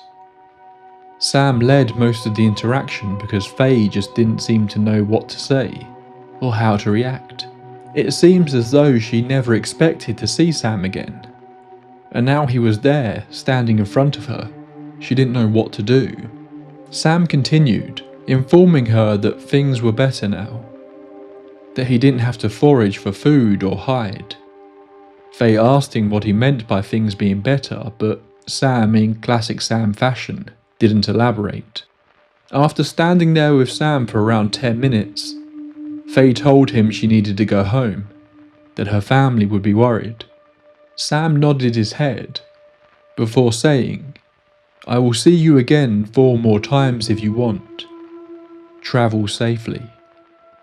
Then he turned and hopped away into the tree line, leaving Faye stood there in a stunned silence. She didn't have to wait long for Sam's next appearance.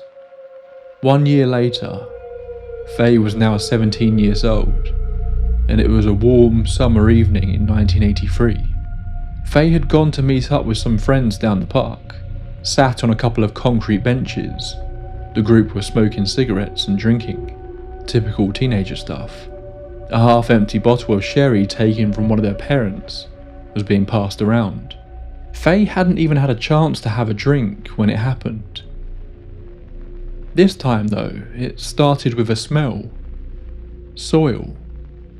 The overwhelming smell of earth suddenly filled her nostrils, and that was followed by what she described as burnt leaves. Then, everything changed. She was still in the park, still on the concrete bench, but her friends were all gone. The way she described it was that the world had been overlaid with something unseen. The colours of the bushes and grass around her seemed deeper. The shadows from the trees seemed longer and exaggerated. And it was silent. Eerily silent. She said it was like reality had been turned down. Not off. She wasn't somewhere completely beyond the veil. It was like her world had been simply tuned out a little. Then she saw him. That pale white face with its painted features. The tall, slim frame of Sam stood just a few feet away from her in the middle of the path. But this time, he was not alone. Sam had alluded to there being others like him, but now Faye was meeting some of them. Behind Sam stood others. She struggled to make out details of them. She could tell they looked a similar size to Sam, wore similar patchwork-style clothing, but they were hard to look at. Like her eyes couldn't seem to quite focus on them. Some, she said, almost looked like they shimmered, like the air had done on Sam's return, that kind of haze that you see on the horizon on a hot day. She could also hear them, kind of. She described it not as speech, but chattering to one another. It wasn't like any sound she had heard before, and it felt distorted, like hearing voices through a thick pane of water. In her words, she called it language without meaning. She then noticed something else along the path. Tall, freestanding shapes that appeared to be doorways to other places. Tall enough for the lanky frame of Sam and his buddies to enter. Sam approached her in a smooth, calm motion, almost as though he were trying not to scare her. Sam simply said, "I'm glad you are here. You are doing well." Again, Faye felt overwhelmed and speechless, but Sam didn't seem bothered by her silence, and instead guided her along the path. As they passed each of the objects, she glanced in at them. Even before looking, she noted that each doorway had its own unique feel, an atmosphere radiating off of them. Through one, she saw something green and bright. Another had what looked like stars in a blackened sky. One shimmered much like the entity seemed to do on occasion. She said each doorway showed her something different. She struggles to remember them all, mostly she spoke of the feeling each one gave her. Some felt joyous, others cold. But one stuck in her memory.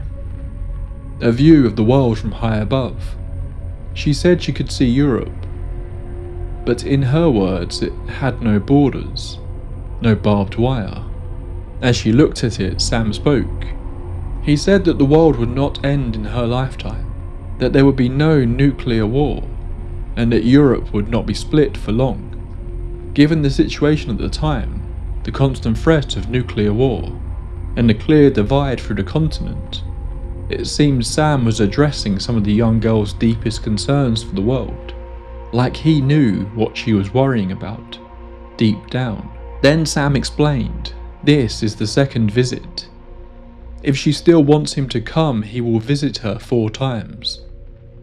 She asked Sam why. Why her? Why keep coming back? Sam just nodded. Then she was back. There was no big change, no sounds. She was just back on the bench with her friends, still talking and drinking. Faye asked them how long she had been gone. They all looked confused before they began to laugh. Faye hadn't been anywhere. She had been sat there the whole time. In Faye's mind, she had been gone with Sam for a while, but to them no time had passed at all. The following year brought Sam back for a much shorter, but seemingly very important encounter. It was a cold and drab winter afternoon in Newport. Faye had travelled to the town to meet up with her boyfriend. There were a series of alleyways that run along behind many of the houses in the area, so she decided to take a shortcut down one of them. She started walking, but as she got to a certain point, she felt the odd compulsion to turn and walk a different way. She did. Sure enough, Sam soon appeared, walking out from behind a fence, startling Faye. This time he looked very different. He still stood out with his unnatural tall and stooped posture, but it was like he was more human this time. He was dressed in more normal clothes. He didn't appear to be painted white. He didn't walk in his strange hopping motion. Even his mannerisms and speech patterns seemed to more resemble a normal person. Sam told Faye that he didn't have much time, that he was using up one of his visits to do this. The girl asked him what he meant. Sam said to her, "I know where you are going, to see the boy. You shouldn't. Just turn around. Just go home. That is all. Please." Then Sam stepped away and he was gone. The entire appearance was over in moments. Faye took Sam's plea seriously. She turned around and walked back, heading home. The exact details of what happened have been left out to protect the identity of those involved, but it appears that Faye's boyfriend and his friends were arrested later that night for robbing a place.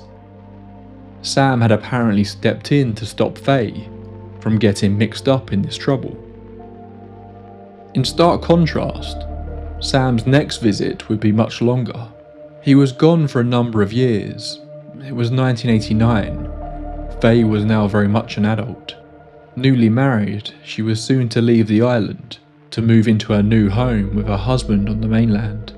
While the final arrangements were being sorted, Faye was temporarily living with a friend still on the Isle of Wight, when she decided to go out for a walk on her own. As she was walking through a nearby field, something grabbed her attention. A hut. She said it almost looked like a sleek, futuristic-looking train carriage. Long, white, smooth, but strangely with a roof made of corrugated iron that was slightly bowed, giving the top a strong contrast to the sleekness of the rest of the structure. It stood out because it looked so out of place, like it had just been dropped there. Then she saw him, standing outside the hut, just like he had all those years before when she first met him. He looked more like he had done on their previous encounters. The same painted face, the same odd clothing. He invited her in for tea. Inside there was a table, 2 chairs and a strange device that kind of looked like a kettle, but wasn't. It was light inside, but she couldn't tell where the source of light was coming from. Sam and Faye sat down, and he proceeded to pour her a cup of tea into a cup that looked like porcelain, but was soft and pliable when she picked it up. The tea smelt of herbs, but she couldn't say what they were. Still, it tasted sweet and comforting. She said they then spoke for a long time, but much like her other encounters with Sam, her memory of it isn't crystal clear. She just remembers bits and pieces of their conversations. She would describe this phenomenon as a sort of soft forgetting, like waking up from a vivid dream. Some details remained, but others just seemed to fade away quickly after they happened. One thing she did note though, was that Sam said the Berlin Wall would fall, which it did later that year. This wasn't the first time he had alluded to this event happening. It seemed to be an important thing to Sam. Towards the end of their conversation, Sam informed Faye that he would only see her one more time, and that last time would be at the end. Finally, Faye asked him where he was from, and Sam gave a very Sam answer. He said he was from this place, but different. Sam took her back outside the hut. She said goodbye to him and Sam raised his hand to wave. Faye began to walk away. When she looked back, Sam and the hut were gone. She hasn't seen Sam since, but she knows she will. One day. One last time. So I kind of touched on it earlier, but let's talk about where this story has come from. Initially, this update was brought to my attention by one of you leaving me a comment on my Sam episode. To begin with, I was very skeptical. My thought was that we obviously know so little about the identities of Faye and her father, that it would be very easy for anyone to claim to be her. But regardless, I wanted to know more. So I found out that Paul Wilson had done an interview with the Modern Fairy Sightings podcast, and I listened to that. Prior to that, he had also had a similar conversation on the AP Strange show, and instantly I felt this was more interesting than I had initially thought. As I mentioned before, Paul is a writer and folklorist who lives on the Isle of Wight, and has written a great deal about the history and folklore of the island. He claims that he has been interested in the Sandown clown case since he was a child, when his father told him the story as they walked past the golf course. Over the years, he has attempted to try and learn the identity of Faye, but with no luck. He says he's been contacted by a few people over the years that claim to be her, but they offered little to no additional information than what was present in the Before article, and some seemed more interested in getting money or attention from this case, which seemed at odds with the prior confidentiality that the family were insistent on. This was until around 2019, when someone got in touch claiming to be the child of Faye, and that she wanted to speak to Paul. Paul met the woman at her home, and she showed him a box of around 60 pages of documents.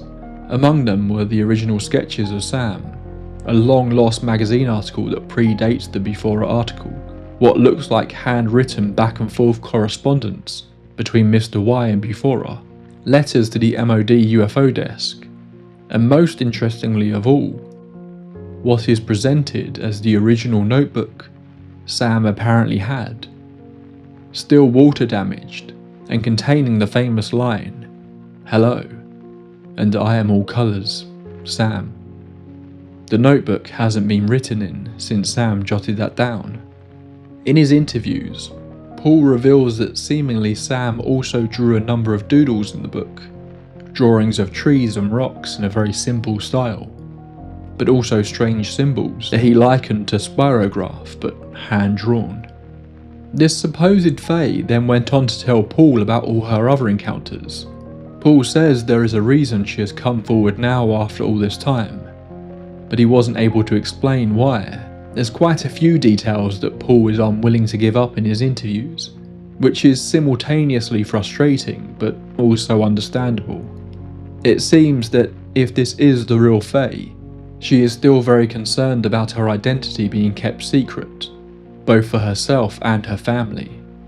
So any details that could give away that information is being kept away from the public eye. He was able to see the documents, but Faye obviously did not want him to take the originals.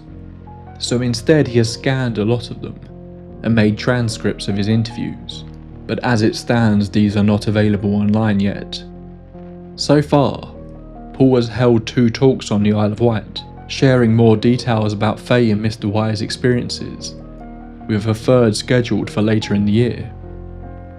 At the time of writing this, the 2nd talk is scheduled for a couple of days' time, and will apparently be recorded and put up on YouTube, so if this is out already, I'll provide a link for you all to see it. So, is all of this real? Is this really Faye? Can Paul A.T. Wilson be trusted?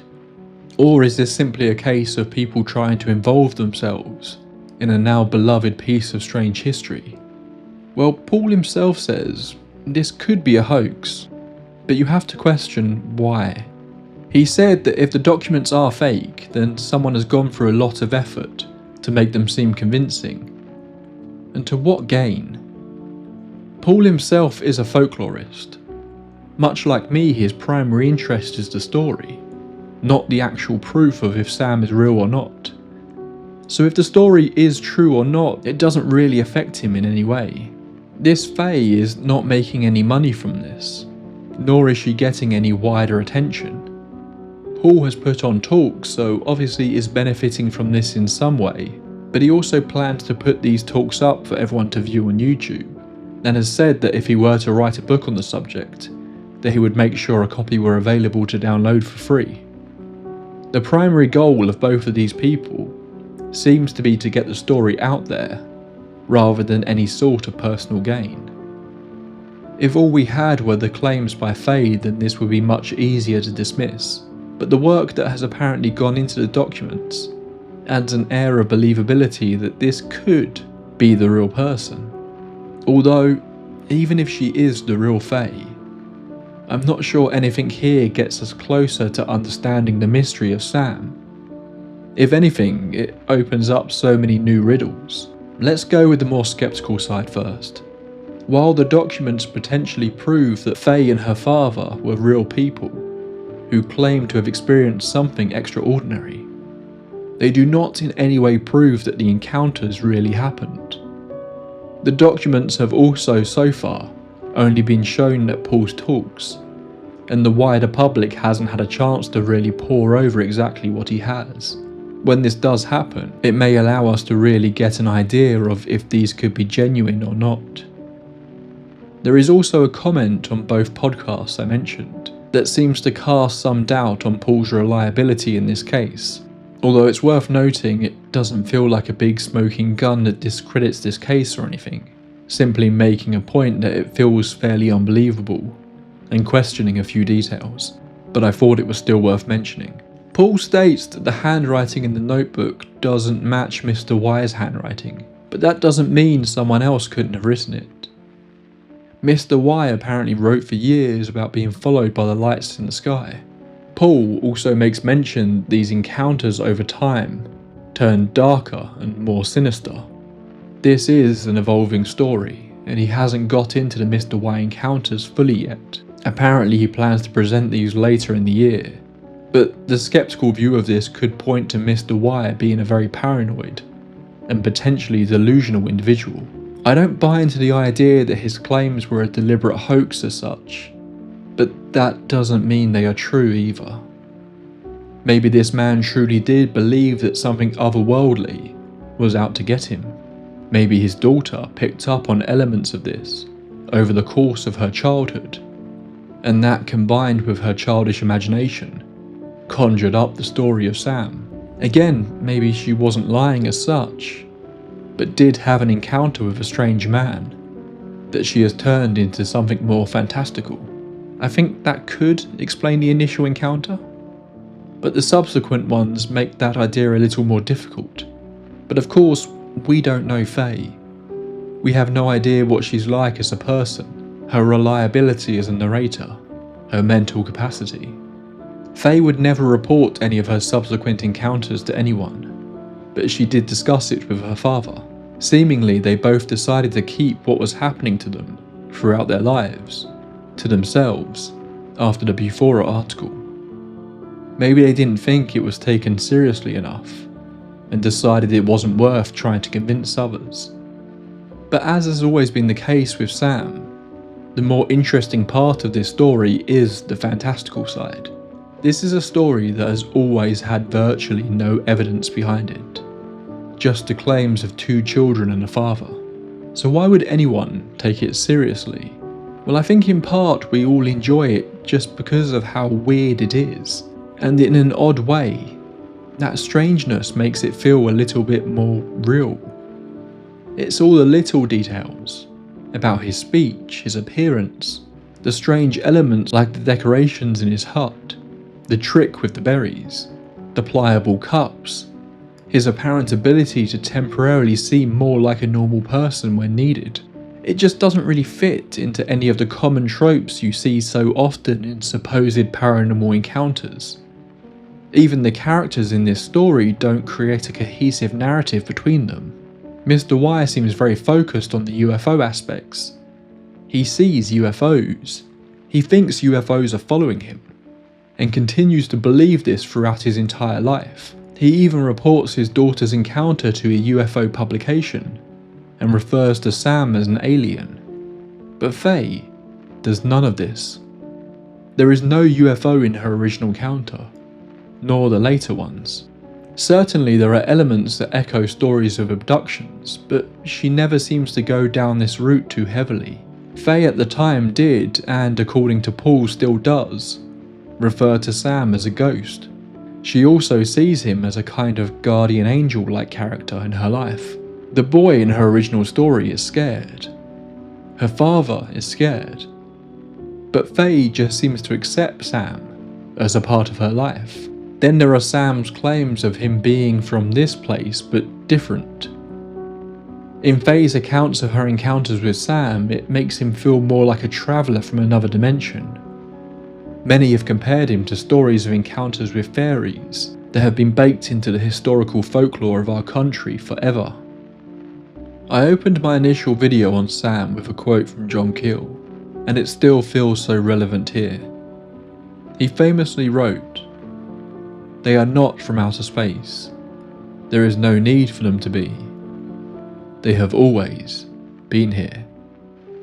Paul revealed in his conversations across the 2 podcasts that since coming out with this story, more people have contacted him. Not with stories of Sam as such, but claims of encounters that echo those of Faye's. Could this all just be a hoax? Perhaps. But that has always been the case with the Sandown clown story. Maybe this isn't another chapter in the story of All Colours Sam. Maybe the story we've known and loved for so many years was nothing more than a prologue. Maybe there is much more to this story than we could have ever possibly imagined. That's all for this entry into the tape library. As a general rule, I tend to not jump onto trending topics on the show. One of the reasons I typically prefer to tackle older cases is that you have the benefit of being able to look back on it from above, rather than being caught up in the narrative that is unfolding. But for this, I had to make an exception. Sam feels like such an important character in the world of this show. It's one of my most popular episodes of all time, and is a story that I am personally obsessed with. So once I realised there was a little more to this claim of additional encounters, I had to get involved. I'll be keeping an eye on what happens next, and maybe we'll have to do a part 3 on Sam in the future. I'm going to include links to both of the podcasts I mentioned here. If you want to hear what Paul has to say for himself, I'd strongly recommend checking those out. They're really good interviews. And as I said, I'll include a link if Paul's presentation is online by the time I publish this. Paul has another talk coming up in November at the Bembridge Fort, in which he apparently plans to delve more into the Mr. Y stuff. I would love to attend myself, but I don't think I'm going to be able to, annoyingly. But if you are able to get to the Isle of Wight in November, I'll include a link to that as well. So, as always, I'd love to know your thoughts. Do you think this really could be Fae? And what do you make of these new encounters? Let me know in the comments below. We obviously had some fairly big news regarding the tape library recently. Many of you will already be aware, but the show is now part of the Spectavision radio network. I just want to take a moment to talk about that and what it means for the show, if you'll indulge me a little bit longer. For those who don't know, Spectavision is a production company formed by Elijah Wood and producers Daniel Noah and Josh Waller. They are responsible for some great pieces of weird cinema, like A Girl Walks Home Alone at Night, Colour Out of Space, Mandy, and the absolute masterpiece that is The Greasy Strangler. I'm a massive film nerd, so I've been a huge fan of what these guys are doing for a long time. Last year they launched Spectavision Radio, which was their foray into the world of podcasts, and they instantly signed up a really impressive roster of people, from filmmakers like Mike Flanagan and Joe Dante, to names big in the supernatural and esoteric worlds like Greg and Dana Newkirk, Mitch Horowitz and Jim Perry. I've been asked to join podcast networks a few times and really had no interest in doing it, but when Spectavision got in touch it felt very different. This was a company I was already a big fan of, and they were amassing a roster of talent that I thought was really impressive. This was a great group of talented individuals, and I was honoured to be invited to get involved. They wanted it to be an artist-led group and were very open to keeping things weird. More importantly, it was being run by people who were creative individuals themselves, not just a faceless business. But what does this mean for the show? Well, not a lot really as far as you guys are concerned. Spectavision Radio are going to be helping me out with the podcast side of things. This is one of the reasons you can now see my videos on Spotify, and you may hear me promoting shows from time to time on their network, but I would happily do that anyway. They've got stuff like Knife Point Horror. That show was the soundtrack to my long journeys home from my office job years ago, so a lot of their podcasts have a special place in my heart. Beyond that, nothing will be changing. I am the sole person behind the creative side of the tape library, and that remains the case. So don't worry, this is still going to be exactly the same as it always was. I wouldn't have agreed to join if any of the decisions being made on the direction of the tape library were being taken away from me. Long story short, the tape library is now part of the Spectavision radio network. They are really cool people promoting really cool shows. Nothing regarding the actual content of the tape library is changing, and I'm really excited to be working with these guys. I know shows joining networks sometimes lead to things you like about that show changing, so I just wanted to set any concerns aside here. This is my creepy little baby still. Well, it's getting late and I've kept you here long enough. As always, if you are new here, please do click subscribe. And if you're listening to the podcast version, please do leave the show a rating. Although, if it's anything less than 5 stars, I may send a certain dole after you. That's all for tonight. Until next time, my friends, pleasant dreams.